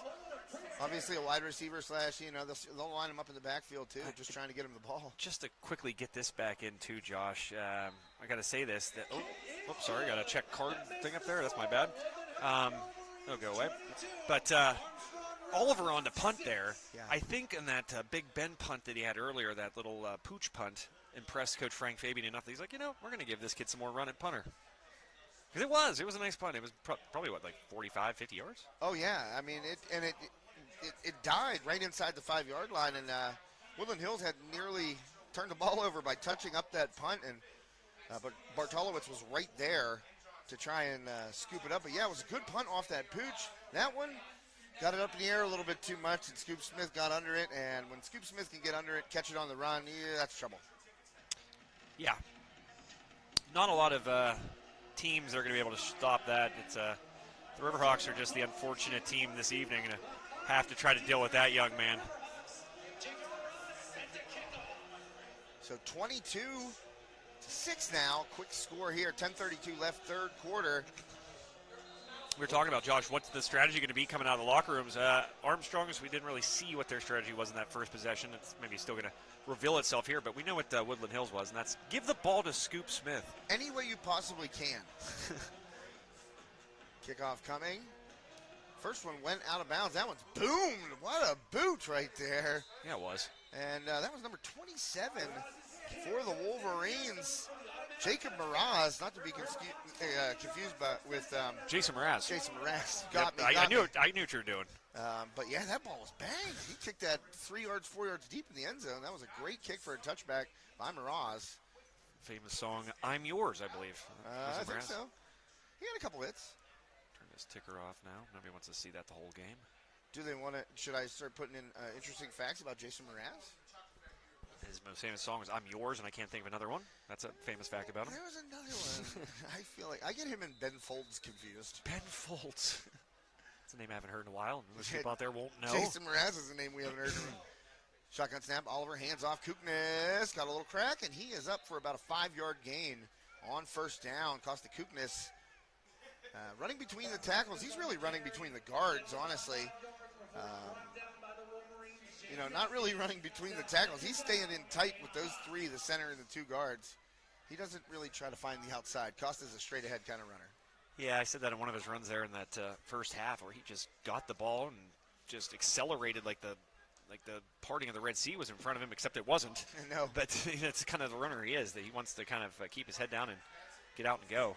Oliver, a little jump off to Bartolowicz, and he's popped immediately. The middle linebacker in there to eat that play up, number 55, Jaden Estes. Yeah, that play was sniffed out by the Woodland Hills defense. Good job of staying home there. The screen can sometimes get you out of position, but Woodland Hills all over it. And now a 2nd and 5. Third and 5 for the, or 3rd and 2. How about third time's a charm? 3rd and 2 for the visiting Riverhawks. So first down needed here for Armstrong. They went 3 and out on that first drive of the second half. Oliver shotgun.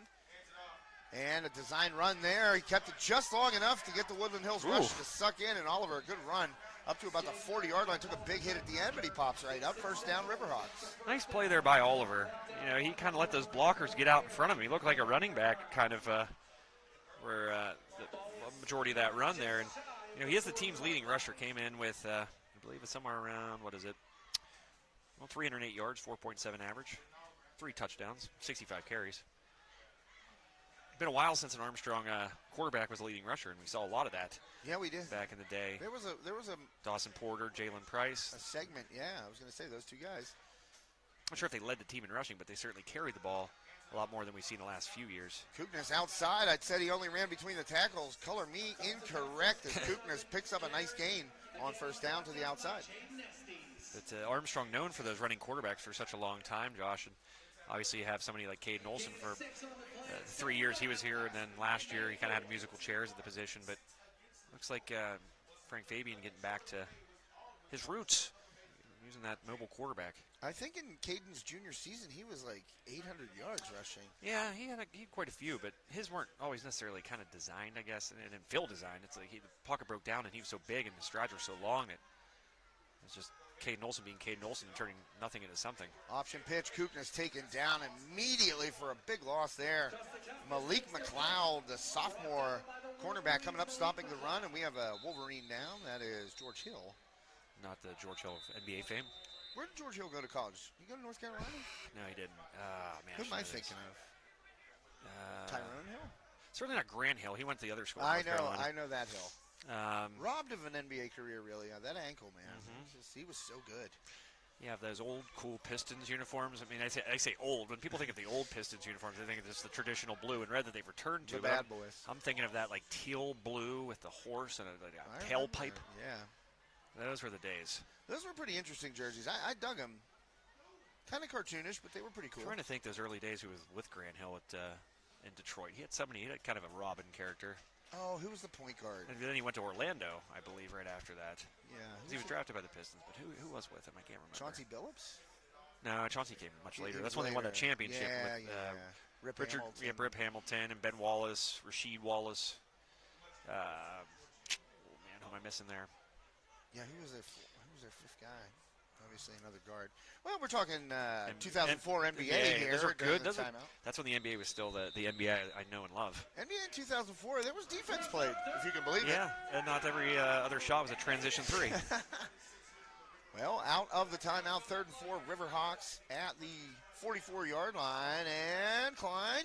Oh, man, that one didn't have much zip on it, and we had to wait for it, was the intended receiver, Kyan Klein, and that's, thrown on the run, didn't have enough zip on it to get the ball to Klein for the first down, so Riverhawks offense stays on the field, or maybe it's going to be a punt formation. We saw Oliver punt last time. Well, now that you have that nice new tool in your bag of your quarterback also now being your punter possibly, and a good one at that. Yeah.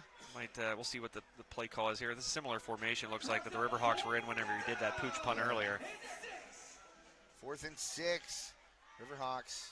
Up, yeah. And the pooch again by Oliver, and it's a good punt. Oh, man. But Scoop Smith runs it down, catches it on a bounce. Scoop Smith misses 2 tackles, 3, and finally brought down. A good special teams tackle there by 64. Dominic Hutchins. Yeah, Dominic with a nice play there. He looked like he was going to continue to kind of bounce his way through Armstrong tacklers. He's so good. He's so good at evading, He looks like a sports car, like a little Porsche or something. He's just like, he's like, nobody can get a hand on him, really. Yeah, it's slippery, even when not wet, is Scoop Smith. That was not a Bon Jovi album. Nope. Although we're big fans of Bon Jovi here, especially I love you. John Josh is a huge Bon Jovi fan. I actually followed him around the country for 3 years. He did. John Bond, Richie Sambora. Some crazy stories we can't tell on the air. Oh, man, I cannot tell them on the air. Good times, though. I wasn't there. There were some limousines. From what you said. Oh, man, into the backfield there, but running past, and a great tackle. Klein takes out the Wolverines running, and, oh, man, he's still down. I think that was, I'm not sure who it was. Josh, the ball carrier. Try not to spotlight this young man. Just want to figure out his number. We'll pull off there. Right in front of the number. So I couldn't tell. It was a single digit, I thought. Did I mention we're in the Schaefer's HVAC broadcast booth here? Oh, man, beautiful. Travels well. Does travel well. Thanks also to Steffi's Country Catering. Terry Steffi going to be the official caterer of High Top Sports Network's inaugural scholarship golf outing at the Links at Spring Church, October 19th. You want to get a team, hit us up. Yeah, a lot of you out there listening, hit us up. Let us know how to join. There's some spots left open. We'd love for you to help us achieve our goal of creating an ongoing scholarship for male and female student athletes in our coverage area. It's been really important for us ever since we had our unfortunate. Well, what do you want to call it, Josh? I don't want to talk about it. Yeah, our fire, a blaze, which is about to be. We're coming up on a year now, and we're still building back from it, really. And it's whenever something like that happens, it puts things in perspective. And one thing it did for us, it reminded us of how great of a community we live in, and really. It's kind of the driving force behind us starting a scholarship and having the idea to start a scholarship. So, with your help and by joining this outing or becoming a sponsor of a hole or a cart or a table there, you can help us keep this scholarship fund going and help reward the male and female student athletes of our coverage area Many deserving ones. Feel bad we couldn't start this thing sooner, really.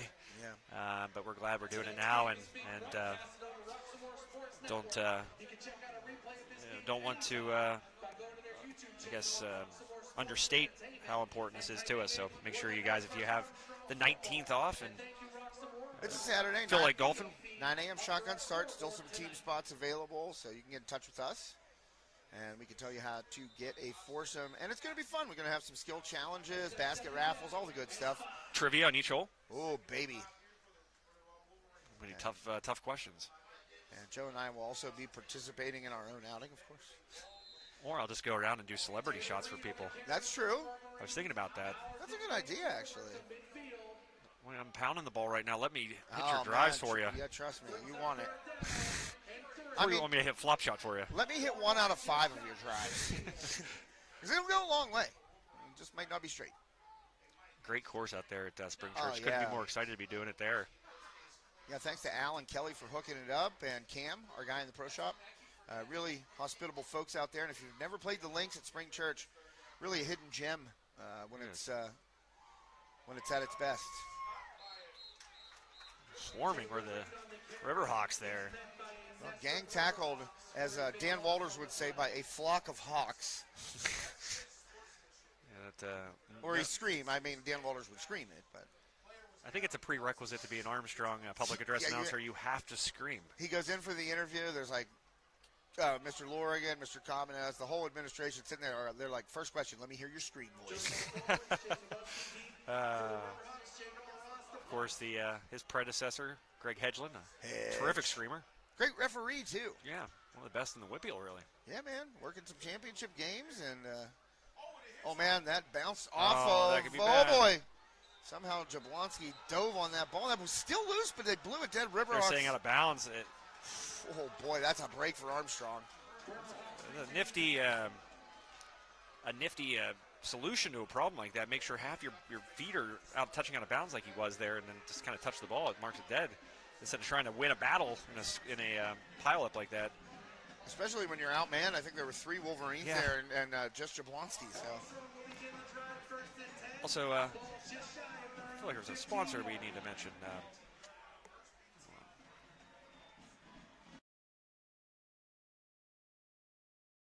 We have so many sponsors.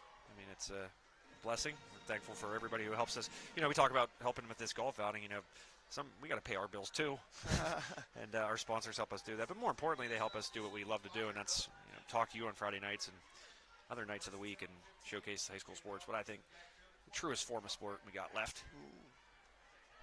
Well, big blitz right there, and Armstrong beats it. Flag comes in, and it's behind the play. 2 flags now down on the field. But Joe, just to build on the point you were making right there, we can't thank our sponsors enough. We try, but honestly, we can't thank them enough. Thanks to John F. Graff Insurance Agency, downtown Katanning. John's, man, one of the cooler offices in of our sponsors. No offense to our other sponsors, but he's got just a great little meeting room there with all this cool sports memorabilia. Oh, yeah. Great collector of sports memorabilia, but also tremendous insurance agent. Great hair as well. Great hair as well. Yep. John, if you're listening. Wears some cool blazers. Oh, man. His blazer game is on a 10. I know, and I've bugged him so many times to come out and golf with us. And he always is busy, and he is busy. Listen, I'm just breaking his chops. This is the life of an insurance agent. And son Jake, a really, really dynamic hockey player, and he goes all over the place to watch Jake play. Jake, a member of the Riverhawks and the Arrows here in Armstrong County. Or not here, we're in Turtle Creek. Or Creek. Is this Allegheny County? Yeah, I believe so. One would think. 1st and 10 for the Hawks here, Josh. Let's see what they got deep in their zone. Unfamiliar territory to start a drive. Yeah, really. They're going further back. They haven't been back here. And that one floated out. And wow. That's not Coopness. I believe that's Wine Coop, actually. It is indeed Phoenix Wine Coop. Gets a reception. There's some extracurriculars. And some whistles, but I don't see any laundry.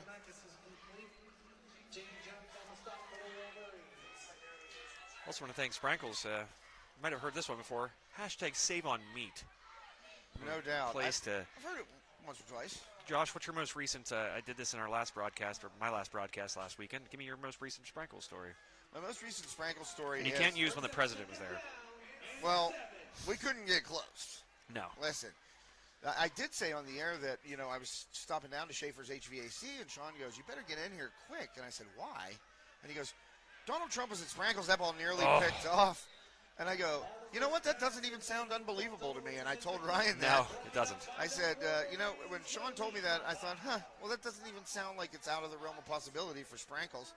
We couldn't get close that day, but my last trip into Sprankles, I went in for sushi madness. You know me, I'll sneak off and get some tuna rolls. Yeah. Some spicy tuna rolls. And, the one thing I can't, say enough is that this isn't just your run-of-the-mill, you always use the term, and it's definitely not this, but the gas station not even sushi. This is made by an actual sushi chef on site every day. All fresh. Made every day fresh, as they like to say. And, man, is it good. You're not really a sushi guy, but we knock it down when we go in there. It's one of the few places I'll get sushi. Well, that one kind of flung out in front of Bartolowicz, who was cutting across underneath, and it's going to be incomplete. 3rd and 15 now for the Riverhawks from their own 18.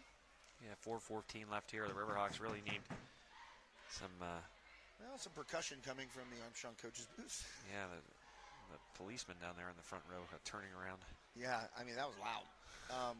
But also, I have another Sprankles story. The loyalty program, the rewards program, they just launched it.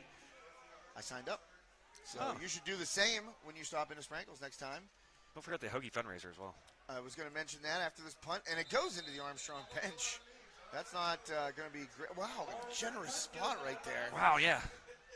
Was Oliver, did he punt that too? Yeah, he punted that, and I thought that went out about 5 yards in front of that. But. Obviously, Armstrong not liking the score that's on the board as we speak, but they might have discovered something here tonight, and that's the mighty leg of Jaden Oliver. Well, some bad news actually. I got a text from Hunter Reed's dad, Mike, also the head varsity boys soccer coach at Armstrong, and Hunter was injured during a match and could possibly be out for the season. They don't know yet, but that's a big blow, not just to the Riverhawks football team, but the soccer team as well. Yeah, and that's news that we did want to get during this game, but obviously we were talking about it early on, and our heart goes out to Hunter. Hopefully that's not it for him. Yeah. Bright future ahead for that kid though, and we're wishing you well, bud. Get well, and hopefully we get to see you out the pitch or on the football field before it's all said and done. There's a handoff, and it's going to go for some big yardage. Trying to cut back, and give credit to Jablonski for fighting off his block right there and forcing that play back inside, but a good run by Miko Major. And there's another one of those weapons. We've said so many different names when it comes to guys that have possessed the football here tonight for Woodland Hills, and yet another one there. We might have said his name earlier, but the list is long, Josh, of I know. guys that can make big plays here for Woodland Hills, and that's per tradition as well. So Cam Walter, another hand. Oh, no, Walter kept it himself right there and runs into Max Zablocki. Give credit to Kyan Klein there. Nowhere near the tackle, but if you saw, he was hedging over towards Scoop Smith and prevented the pitch out on the option there. So, not making the tackle, but the things you do and away from the football. Just a high IQ play there by Kyan Klein. Well, he's high IQ on the football field no matter where he is. Offense, defense, special teams, whatever. I mean, he's a football player. Both teams have really good number ones. Yes, they do. It's a fair assessment. And Major can't get free right there. He's got hands around the waist. That was Greenia in there first, I believe. I'll tell you what, that was this is a guy that everybody always uses when you talk about being patient and waiting for blockers, but that was a very Le'Veon Bell play. Yeah. There by Majors, just sort of doing a little bit of a stutter step there. Had his hand on his blocker's back. Hand on the offensive lineman, just trying to guide him. Yep. And Le'Veon Bell always gets credit for that, but there's got to be somebody before Le'Veon that had that kind of patience behind the line of scrimmage. His name was Walter Payton. Yeah. He had some patience. Sweetness. And Walter completes the scoop. Smith runs right past the ref and popped. Good play there by Jablonski to apologize there, Josh. Smack Scoop Smith. Wow, that was a good tackle. It Yeah, got it was. him right shoulder pad to thigh, and Smith went a flying, but a completion, and it's maybe going against the Wolverines here. Flag came out. Boy, oh boy. As Smith was cutting across, I think. Holding on the Wolverines, so that'll push it back. Stop me if we've said that the penalties are mounting for I'm going to see the Woodland box Hills. score after this and see what the penalty count is. I mean, it's been a lot of yellow on the field for the Wolverines today. Yellow hankies. Laundry. Little hanky. What? Don't ever do that gesture again. Hanky. Oh, man. Wish that was on camera. If you ever saw Major League, you would know when Willie Mays Hayes arrives at spring training, he does a little hanky out the window. That's what I did. I don't have any words. I know. It was bad. And Rocco Swartz in there. And Walter gets the completion to Scoop Smith, and he goes laterally and burns the Riverhawks again. There's that sideline, the sideline I talked about. You got to get him down when he catches the ball. When he's standing still, there's your only opportunity sometimes to bring him down. He cuts across the field once again, and boy, oh boy, you just don't stand a chance then. I don't know what you're supposed to do. He's running sideways. You're running toward him, and he's still faster. Yeah, getting lateral for him is just like, that's just. I don't think I've seen anybody this year, or maybe the last couple of years, that are that quick sideline to sideline. It's that first step. Once he gets that acceleration, you kiss him goodbye. Yeah, we're blessed to cover a lot of great football players, a lot of great athletes, and that is just nobody's doing it like that. Different, that's for sure. That's different. Built different. And the extra point is good. Wolverines tack on 7 more. 1:55 left here, third quarter. On High Top Sports Network, Josh Schreckengoss and Joe Rhodes along with you this evening, Friday Night Lights. Well, we get the opportunity to do too many games together, Josh. I know.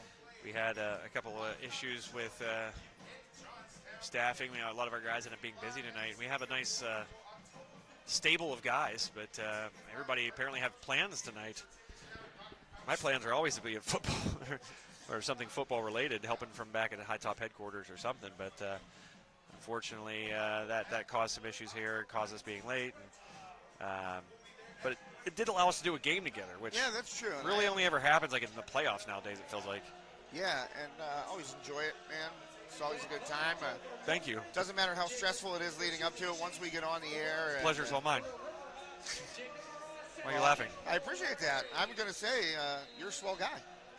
I'll put that on your bio. Sensing sarcasm. No, I mean famous alumni at Marion Center. I'm going to make one of those. And Joe Rhodes, just a swell guy like they did for the guy in Woodland Hills. Yeah, I'd like to know the background there. I know. He probably had a facetious friend like I do. Well, athletic director here, Tymere Brown at Woodland Hills, just fantastic to us when we came in. Everything laid out, and we got some pizza, and there was a lot of pepperoni on that pizza. That was good pizza. That was just a mom and pop pizza right there for sure. Just fantastic stuff. I wanted to see what the box said. You know, more mom and pop places need to do stuffed crust pizza. And maybe I don't need any more because I just bent this folding metal chair. Wow. I shifted my weight, and the chair went, no. Oh, man. But whoops.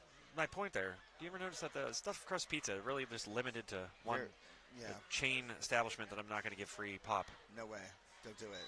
But if you're out there, mom and pop pizza places, more stuffed crust pizza places. Is it hard to make? I wonder. No. I don't think so. Just get string cheese and wrap it in dough. That's pretty much all it is.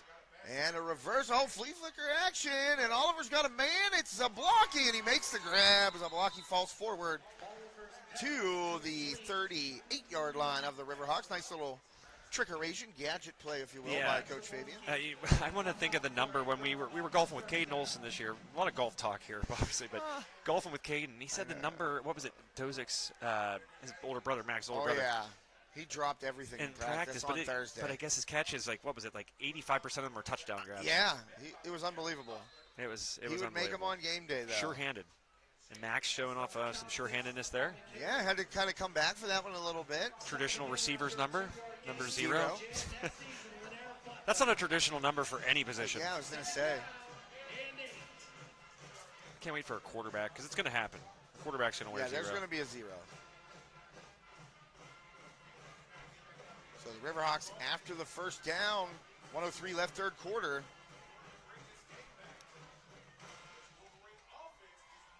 And taking their time here. I can't see the play clock anywhere.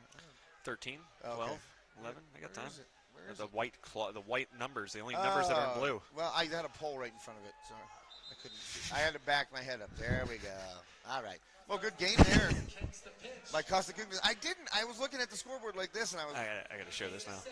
The whole board of blue lettering. My head was. And he asks, where is the play clock? I didn't see the. I didn't see it. Listen, usually they have it behind the uprights so the quarterback can see it, okay?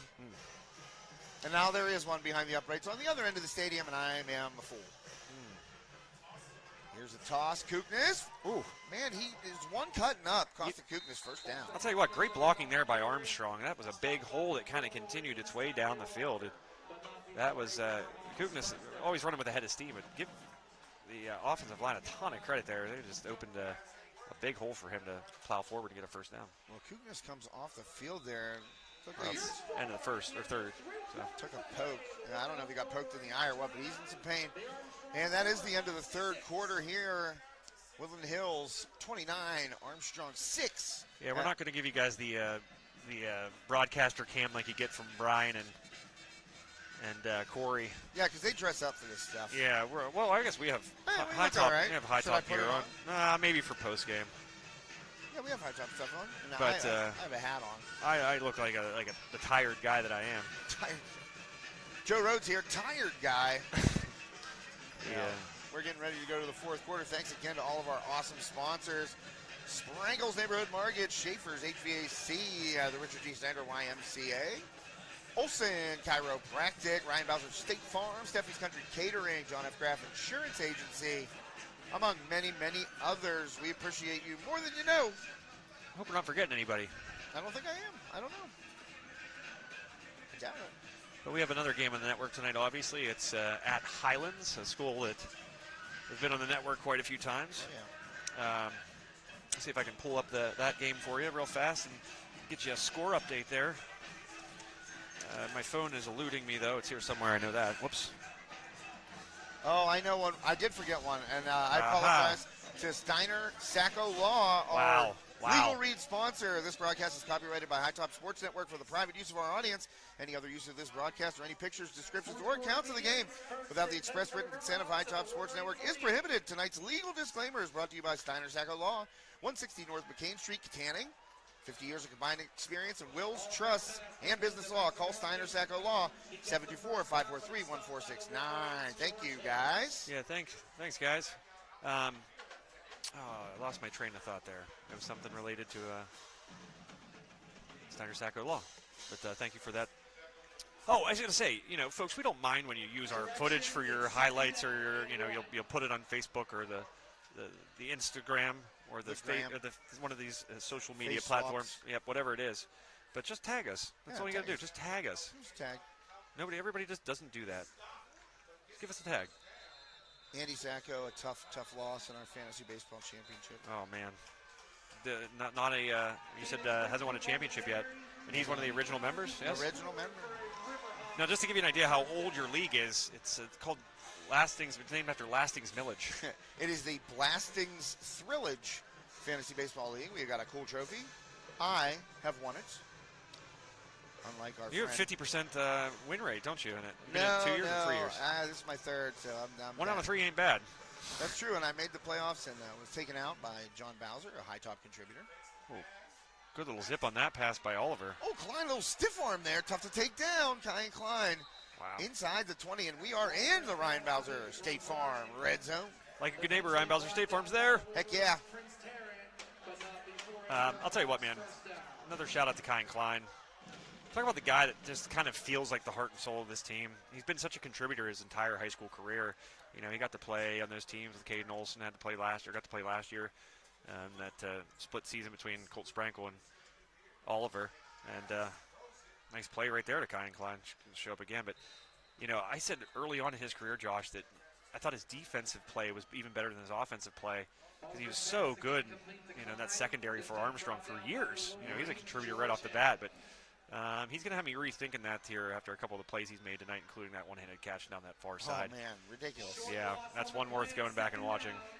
Well, Klein came into the game, the Riverhawks leading receiver, 28 catches, 520 yards, 7 touchdowns. Is added to that tonight. Yeah, he has. But only 1 touchdown on the board for the Riverhawks at this point. 9:55 left, fourth quarter. Woody High looking to take home a conference victory on homecoming. Rolls to his left, looking for a block. Cut back. Nice move by Oliver. Dives forward, and he's going to pick up. Oh, there comes a late flag. A lot of flags here tonight, and they're just getting, there's a point in time whenever listen, you got to police the game. You have to have somebody, making sure the rules are followed, but sometimes it's getting a little bit much. I'm interested to see what this one is, if it goes against the Riverhawks, if they got a hold or... I'm saying this about both teams. Both teams have just, sure. the flags have been a little too frequent, Got to let the boys play. Agreed. Well, officials still getting it sorted out. We're going to get a block in the back against the Riverhawks, so bring that one back. That carry by Klein is negated. Man, we need a statistician because I'd love to know the number of penalties total in this game. Especially, my guess would say that Woodland Hills is winning that battle they don't want to be winning. Yeah.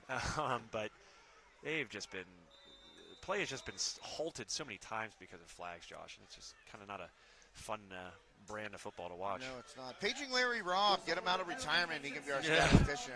Larry, if you're out there listening, please. Larry, please. We need you. Please, man. You were great. We miss you. Instantaneous statistics from Larry. Throw out, and Klein tried to scoop it incomplete right around the 22-yard line, a little short. Yeah, that one a little low. Klein, no chance of catching that one, so.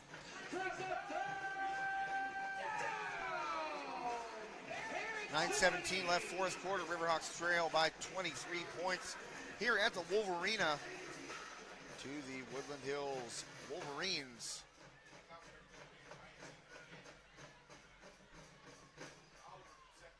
Second and 21. Oliver hit as he throws, but he delivers a dot. Yeah, that was a nice throw right there. Right between the 1 and the 4, Jablonski right there, Joe. I don't think that could have been any better than it was. Nice route ran there by Jablonski as well. Short of the sticks. So that'll bring up another third down. Riverhawks, though, pick up, about 16 on that play. So Oliver right there, you always talk about throwing to a spot. That's exactly what he did there, and it was a great route, great throw. Now, the pocket was collapsing on him, too. He stood tall and delivered a bullet there to Jablonski, who has the only touchdown this evening for the Riverhawks. And we're going to get a timeout to the Riverhawks. So we will take another timeout, and we will thank Armstrong Indoor Athletics. After this commercial, we'll be right back.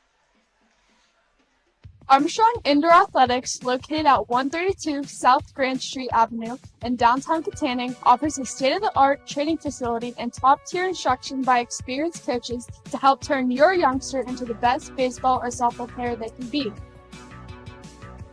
Batting cage and bullpen lane rentals are available for 30 to 60-minute sessions, and you can also sign your baseball or softball player up for private hitting, pitching, fielding, and catching instruction with our knowledgeable staff.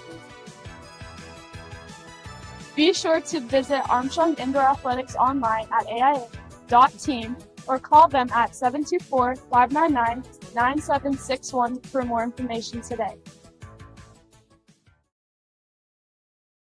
Welcome back to High Top Sports Network. Josh Recknoth and Joe Rhodes with you tonight. Riverhawks and Wolverines, a Big East 5A conference battle, which the Wolverines are winning right now. Riverhawks inside the Ryan Bowser State Farm red zone, trying to punch it in and make this game interesting in the fourth quarter. Oliver under pressure, and he is brought down by big number 56, Nasir Neal, in there, and the big man's eating tonight. Yeah, not feeling that pressure coming from that blind side was Oliver. And you got to get rid of the football. You got to, another flag. Man. Well, that's got to be on the Riverhawks. There's no Wolverines anywhere near that official. Well, there really wasn't anybody near where that flag was thrown. That's true. It's going to be an unsportsman, I know that much. Let's see if I'm somehow wrong. Lord knows I'm never wrong. Not really. Yeah, that was sarcasm in my voice, if you couldn't tell. Yeah, again, another flag, but...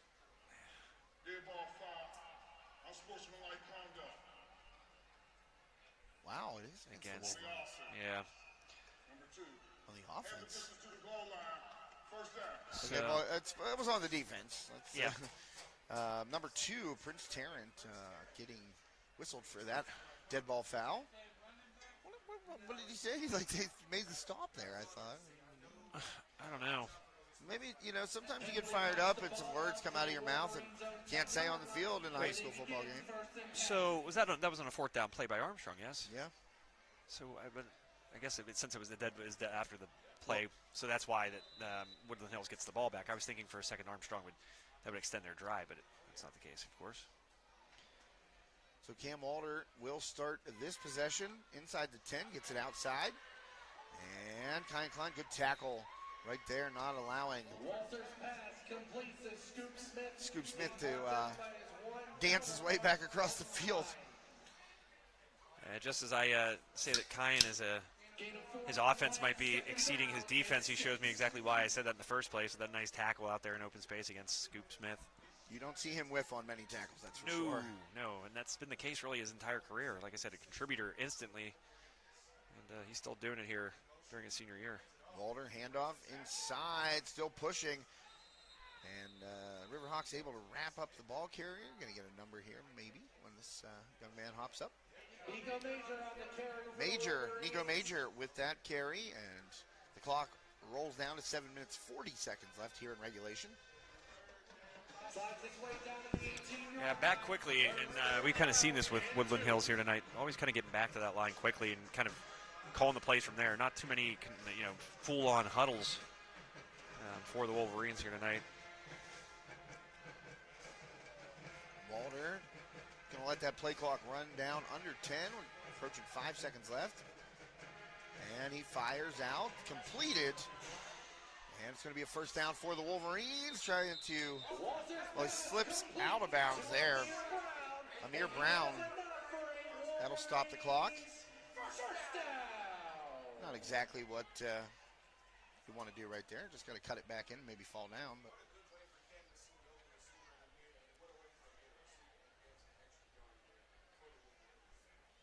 spot those great uniforms is. Oh yeah, those are awesome. Woody High is known to have for. Pretty classic. Yeah, the helmets, of course, out of Michigan lore and fame. Flag on the play. Oh, wouldn't you know it? False start. Well, it's been a while since we've seen a procedural flag. Well, Nasir Neal a little anxious right there. Got that sack last possession. Playing both ways on both sides of the line of scrimmage for the Wolverines. And Nasir a little hitch right there and got whistled for it. Wolverines band, shout out to them. A little bit of a Here We Go Steelers tune played. Don't hear that enough at Steeler games anymore. No, really. With that sound, I don't know what instrument that is. It is I don't know. Yeah. Something brass. Oh, it's going to be a procedure penalty against the Wolverines. Nasir Neal listed at 6'2", 308. So once you get the momentum, it's kind of hard to hold that back on the offensive line. We're hoping to get Mr. O'Neill's mom on the broadcast here tonight to talk about how expensive her grocery bill is. Oh, man. Because he's a big young man. Tell you what, nobody has pushed him around all night. They've been double teaming him on the defensive side of the ball. It's kind of been impressive. Yeah, hard. One of the best in the conference. Nice luxury for the quarterback and guys in the backfield for Woodland Hills. Well, Walter gets it out to Scoop. And he is brought down by his numerical counterpart, Kyan Klein. Numerical counterpart, indeed. You like that? I did. I use it in baseball and softball. Such a sure tackler. We talked about it a moment ago. When he wraps you up like that, rarely do you get out of his grasp. And there you go, loss of 3 on maybe one of the hardest guys in the entire WPIAL to tackle. Man. Scoop Smith, his numerical counterpart, as you called him. That's right. They both wear 1. They do. Well, Woody High going to let that clock run. No hurry. Why would you? The play clock, now that I know where it is at 6. The only white numbers. I didn't see it because of the pole. Walter under pressure. Good rush by Armstrong, but Walter's got all kinds of room to run, and Walter's going to get the first down and more, and Walter steps out. Man. After picking up a 2nd and 19. I didn't really see too much of what was developing around Walters there, Josh, but I don't know if it was great blocking by the guys on the outside, meaning like the receivers and the guys out in space, or sort of a breakdown by the Armstrong defense, maybe a little bit of both, but just wide open spaces. The Chicks. Yep. A Chick song. Well, Walter, actually, that play was all designed to roll to the left, and Armstrong got a good rush. Kind of, Walter evaded it and then had that sideline wide open to himself and took it for a big gain and a first down. 5:50 left in regulation, right up the gut. See, we're seeing the kind of philosophy that Woodland Hills, I thought, would maybe have a little bit more of in that first half. You saw them kind of passing the ball, I guess, a little bit more and stopping the clock and not sort of trying to get in a battle in the trenches, I guess, with Armstrong. But here, a methodical drive, a lot of running, a lot of smash mouth football. Not smash mouth the band. I knew you were going there. Somebody once told me the world was going to roll me. You're not the sharpest tool. You're not the sharpest tool in the shed, Josh. I am not. I don't know where the play clock is for 3.5 quarters. Nope. So. That's the only white numbers on the. Oh, man, big run here. What speed to the outside and out of bounds. Nico Major. He's been I want to say he's carried more than anybody else. Yeah, Major, another big gain on the ground for Woodland Hills, and the clock's rolling. Oh, excuse me. I want to say that, is he leading his team in rushing yards? Should be. If not, he should be. Oh, no, I'm sorry. Elijah Nesby. Never called his name tonight. I wonder. Yeah. Maybe once. I feel 5.4 average per carry, 3 touchdowns, 236 yards on the season. And that handoff again to Major, and he's just still on his feet, just pushing forward. Gain of about 7, maybe 8. And Woody High trying to salt away this victory. Make them 5-2 on the year, Joe. Yeah, we're talking about Scoop Smith. 20 catches coming to this one. 373 yards, 4 tutties. Wow. For the pretty big average. One of WPIAL's best receivers. Kim Walter, 818 yards, 49 completions on 90 attempts. 8 tutties, only 2 picks. Under pressure, Walter brought down first. Oh, man, another flag, and that was way after the play. Nasir Neal just planted a player for the Riverhawks. That was Ethan Eggman, just got body slammed by Nasir Neal. Oh, man, that is a huge young man, and he moves well. You know, for as dynamic as this Woodland Hills team is, both offensively and defensively, I think they're going to have more penalty yards tonight than they have total yards of offense. I'll tell you what, they're trying. They're trying. Trying to get there. I mean, I think this is the 4th. Oh, against Armstrong. How many personal fouls have we had in this game? Or unsportsmanlike conduct penalties? Double digits for sure. Say, is it double digits? Oh, yeah, I would definitely. I was thinking around 8, 7 or 8. But you say double digits? I'll go with it. Oh, yeah. I'm going double digits. I'll tell you this, but definitely the penalties for both teams are in double-digit penalties. Yeah. I think that's a safe call. The ball to the 17-yard but where the Wolverines have it 1st and 10. Well, Wolverines matriculating down the field here via penalty, via big run. Vince Lombardi of you. Was it Lombardi that said matriculate? He did. Say that again. Matriculate. Thank you. I left my mouth at home, apparently. You know that he played his college ball at Fordham as Major walks in. Touchdown. Woody High. 3:35 left. Major from 17 yards out, untouched. Up the gut into the end zone, and this one's all over but the crying. As Patsy Cline once said, who's crying now? Man, the references tonight, the musical references tonight out of one Mr. Joseph Charles Rhodes. I have a very diverse portfolio. Thank you, yes. A very diverse portfolio of music likes. And yet we have not mentioned our favorite musical artist on the broadcast. Pitbull. Dolly. Yep.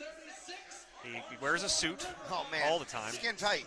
He wears sunglasses indoors. Never see his eyeballs. Never seen his eyeballs. And just impeccable hair. Yeah, he never has a bad hair day. No, he does not. Sure, just a beautiful garage full of very expensive exotic cars. Yeah, and I'm going to say he owns a race team, Trackhouse Racing, that races in the NASCAR Cup Series. Pitbull owner. Everybody needs a hero, and he happens to be mine. I mean, this guy, and you hear him, like, he'll go on Ellen and just give just a perfect interview. And probably a cream-colored suit. I was going to say something creamish pastel, yeah, for sure. No jewelry. He doesn't rock that. No, just the Doesn't need it. sunglasses. Just the sunglasses. And he is a man's man, if there's ever been one. The Pitbull.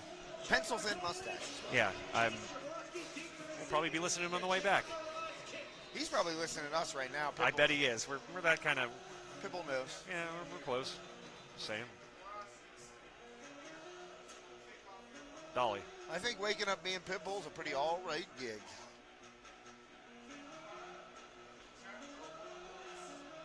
Probably has his own yoga studio. I wonder what kind of pets he has. You think he has It's something like a exotic? tiger. Yeah, he has a tiger. Something exotic. And it's tamed. Yeah, it's very tame. It's a Siberian tiger, too. It's white to match all of his suits. And he's just doing this, and the tiger's like right with him. Well, you had to share your interesting fact you found out about Ethiopia. Oh, man. That is an interesting fact. I don't know if I'll share it, but... Oh, you might as well. This one's... You gotta share this awesome tidbit with Oh, us. Kai Klein going to find a seam up the sideline. He's got a blocker in front of him, and he's cutting it back. Kai Klein going to take it to the house. Kai Klein. Wow, what a game. You know, the Riverhawks are going to end up on the wrong side of things here on this scoreboard, but, a flag on the play, of course. Oh, man, alive. There Poor are Kai. so many on the field tonight for both teams. I mean, and they've negated touchdowns for both teams. Yeah, they need to hold a couple of these now. Yep, it's going against Armstrong. Well, I can share that interesting fact about lions in Ethiopia. Yes, lions and also cheetahs. Cheetahs as well. So Ethiopia, as you may know, was the Or may not. only country in Africa not to be colonized. They won every war of, attempted colonization. Yeah, attempted colonization. Countries come in, they try and take over. Ethiopia says no way. One of the coolest things I ever read was that Ethiopian soldiers would have trained lions and cheetahs that were trained to not only frighten the enemy, which, I mean, you see a lion coming at you in warfare, I give up right there. Or just at the zoo even. Anywhere. Yeah. These lions would capture enemy soldiers, not kill them. They would capture them and bring them back as prisoners. Now, think about being captured by a lion. But the method of how they train these tigers or these lions and cheetahs, Josh, is that share that tidbit. That's the young man. That's the craziest part. The young man who would, pretty much in that society, this training. guy's going to be a warrior. They would give him a brand new lion cub or a cheetah cub, and he would grow up with it. They would train together, and they would become basically inseparable. And I saw a really unique photograph of one of these soldiers. It was right around the turn of the 20th century in Ethiopia. People, they had just give it, Europe gave up at that point. They were like, no more. And no more cheetahs. And there was a great picture of one of the soldiers that had fought in these wars, and he's just chilling with this massive lion. He's got his arm around it, and he looks very dignified, as does the lion. Yeah. It was pretty incredible, man. It was a great read. So, hey, an interesting topic if you ever want to go down a rabbit hole. That was Vince Scully commentary 101 right there. I'll tell you what, man, I couldn't stop reading about it because I'm like, it's just incredible, man. It's just like, hey, lion, you know what you got to do, and he's like, no doubt. And then they're friends, like this lion and this cheetah. They're inseparable bond. And so they're really young, and they just put a baby lion and a baby human together. And well, not a baby. He's like a little bit older. He's like a toddler. I know, but you might as well be a baby. He can run and a baby lion. Yeah, dude, brand new. Unreal. And like these lions are just like, he's like, you know what you got to do, man. He's like, don't kill him. And bond created forever. Yeah, that's unbelievable. It is. But that was one of the ways that Ethiopia avoided being colonized. That ball on the back shoulder of Bartolowicz. Yeah. Completion. Give Bartolowicz credit there. Good job of seeing man and ball there, looking back and kind of breaking off his route real quickly just to not give the defensive back any clue of where the football was. Of course, the defensive back needs to do a better job there of seeing the ball as well. Armstrong in business. Inside the Ryan Bowser State Farm red zone, trying to punch it in. Riverhawks down 33, or excuse me, I can't add. They're down 30 at the moment. Like a good neighbor, Ryan Bowser State Farm's there. Oh, Oliver under pressure. He is brought down on the corner blitz. And you got to get rid of that one. He saw that pressure coming, and that just makes a really advantageous situation that less advantageous. Yeah, right. Big sack there. Earl Perry, we call his name again. The refrigerator. He's like the mini fridge. He's like that's his nickname, mini fridge. Oh, dude, that'd be great. He should definitely take that. His name was not refrigerator. 1:13 left here, Josh. Armstrong. Well, they were inside the 10 earlier Yeah. in the first half, could not score. And got inside the 10 right there, got pushed back via the sack. And Oliver with just under a minute gets the snap, 58 seconds when he took that, and he fires. Whoa, what a grab there by Bartolowicz. That was all fingertips. Yeah, kind of glanced off the fingertips, stayed with it, got it, and brought down around the 15-yard line. Well, about a 10-second, I was going to say 10-minute difference. 10-second difference between play clock and game clock. I'm just happy you know where the play clock is now.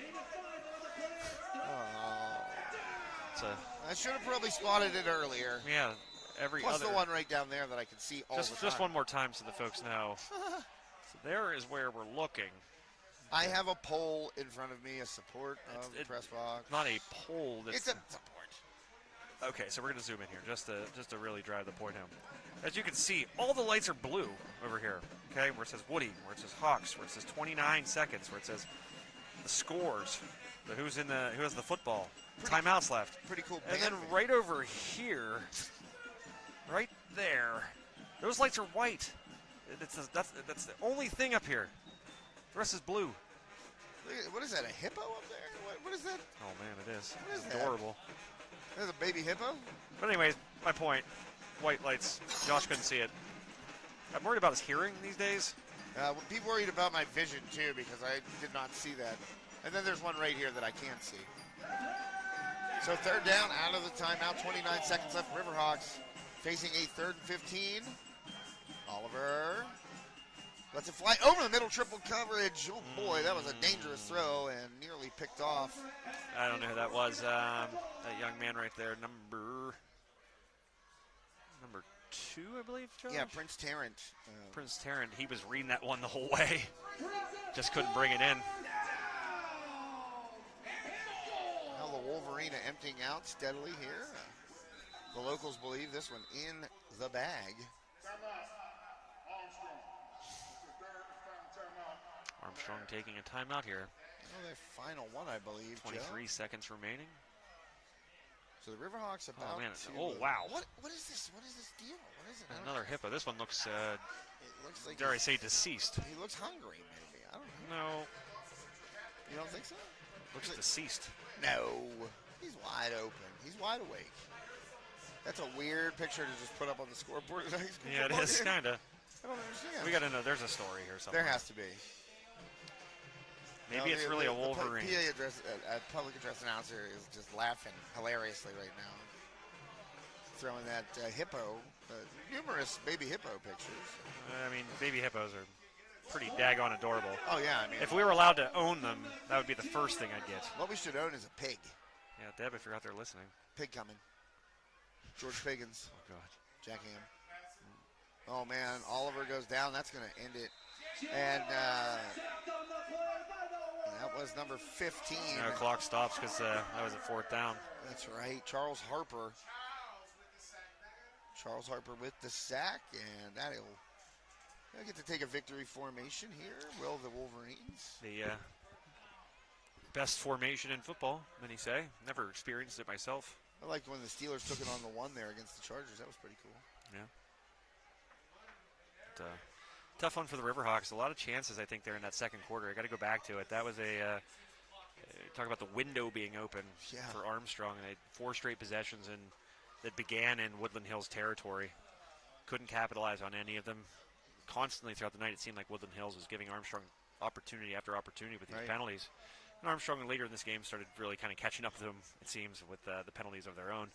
But, you talk about those chances that you might not see again, and that second quarter, I think, was really filled with them, Josh, and Armstrong unable to capitalize, and as a result, we'll drop this one, looks like, by a score of 36-6. Another hippo photo. We got to figure this out. Yeah, I'm going to ask this guy. But stick around. We'll have a very brief Steffi's Country Catering post-game show. That's an adorable hippo. I mean, looks way better than the last one. What I found out, though, they're ferocious. They take out lions. Yeah, speaking of lions.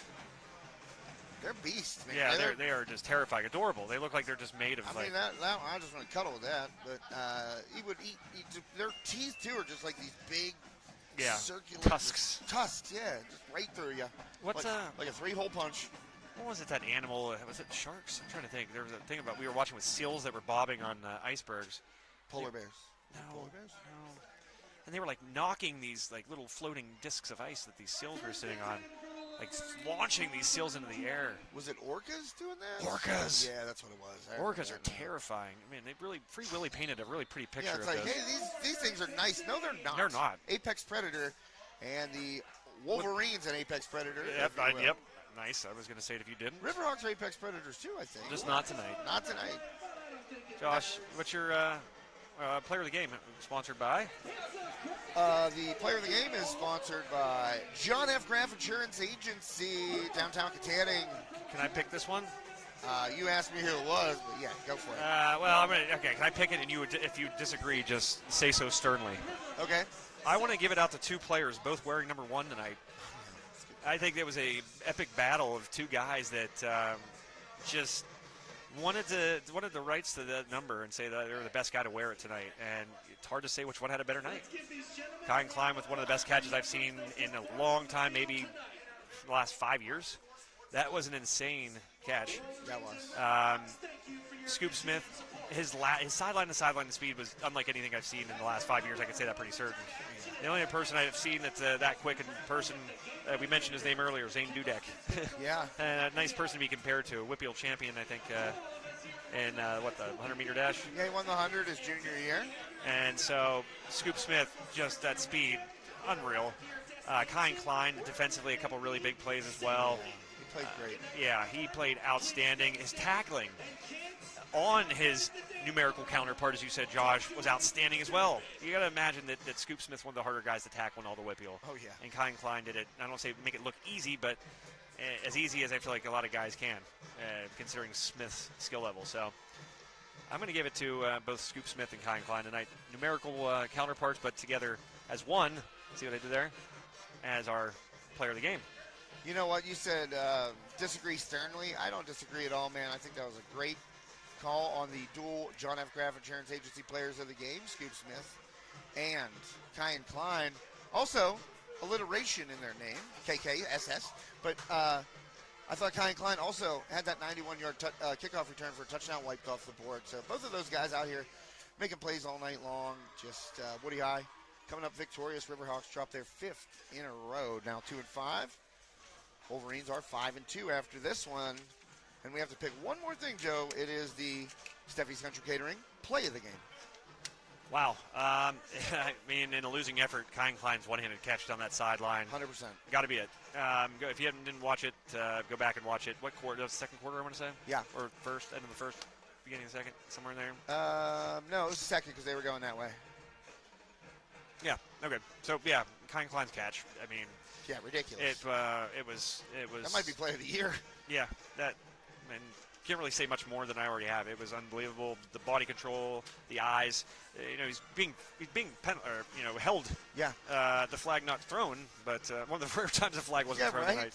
But Kyle Klein's catch was just unreal. Senior year, we've said his name so many times over the last 4 years, Kyle Klein, and for good reason. And tonight, that was one of the best plays I've seen that young man make among many, many, many, many good plays in the last 4 years. But Kyle Klein just outdoing himself somehow tonight. Play of the game. Yes, sir. Thanks to Steffi's Country Catering. As I mentioned, Terry will be providing the food for our inaugural scholarship golf outing. That'll be at the Links at Spring Church, October 19th. Please sign up. Please folks. sign up. Get a team on. Yeah, 724-824-3554 to call so get more information on that, or email us staff@hightopsportsnetwork.com. That's staff@hightopsportsnetwork.com. The 19th, 9 a.m.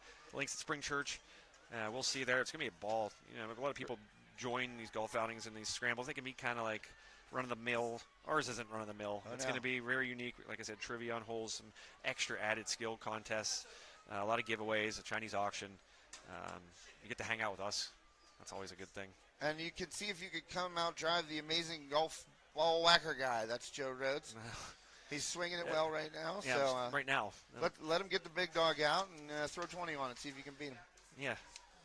I'll be using my own money on that. Yeah, too. that's not scholarship money that Rhodes. I pocket that. You're kidding. But yeah, guys, it mean a lot to us if you guys would help us fill up the rest of the tee sheet. We got some wonderful sponsors already signed up. We got a lot of people already signed up for their foursomes. But we're missing you out there. Ryan Bowser. A lot of our sponsors that we mentioned tonight have already, purchased holes. Terry Steffi purchased all the carts. Ryan Bowser, John F. Graff Insurance Agency, the Snyder Brothers Company, Richard T. Snyder YMCA. Pretty much, in fact, everyone that I mentioned tonight is also a part of the golf outing. So couldn't thank them enough for that too. That's just the beauty of our sponsors, tremendous human beings and friends, and we're very lucky. And but we'll be even luckier if you guys can join us out there on the 19th at spring in Apollo, PA. Yeah, that's what I was going to say. We'll be there. The sponsors will be there. The only thing missing is you. So feel free to get in touch with us and join us for the golf outing October 19th.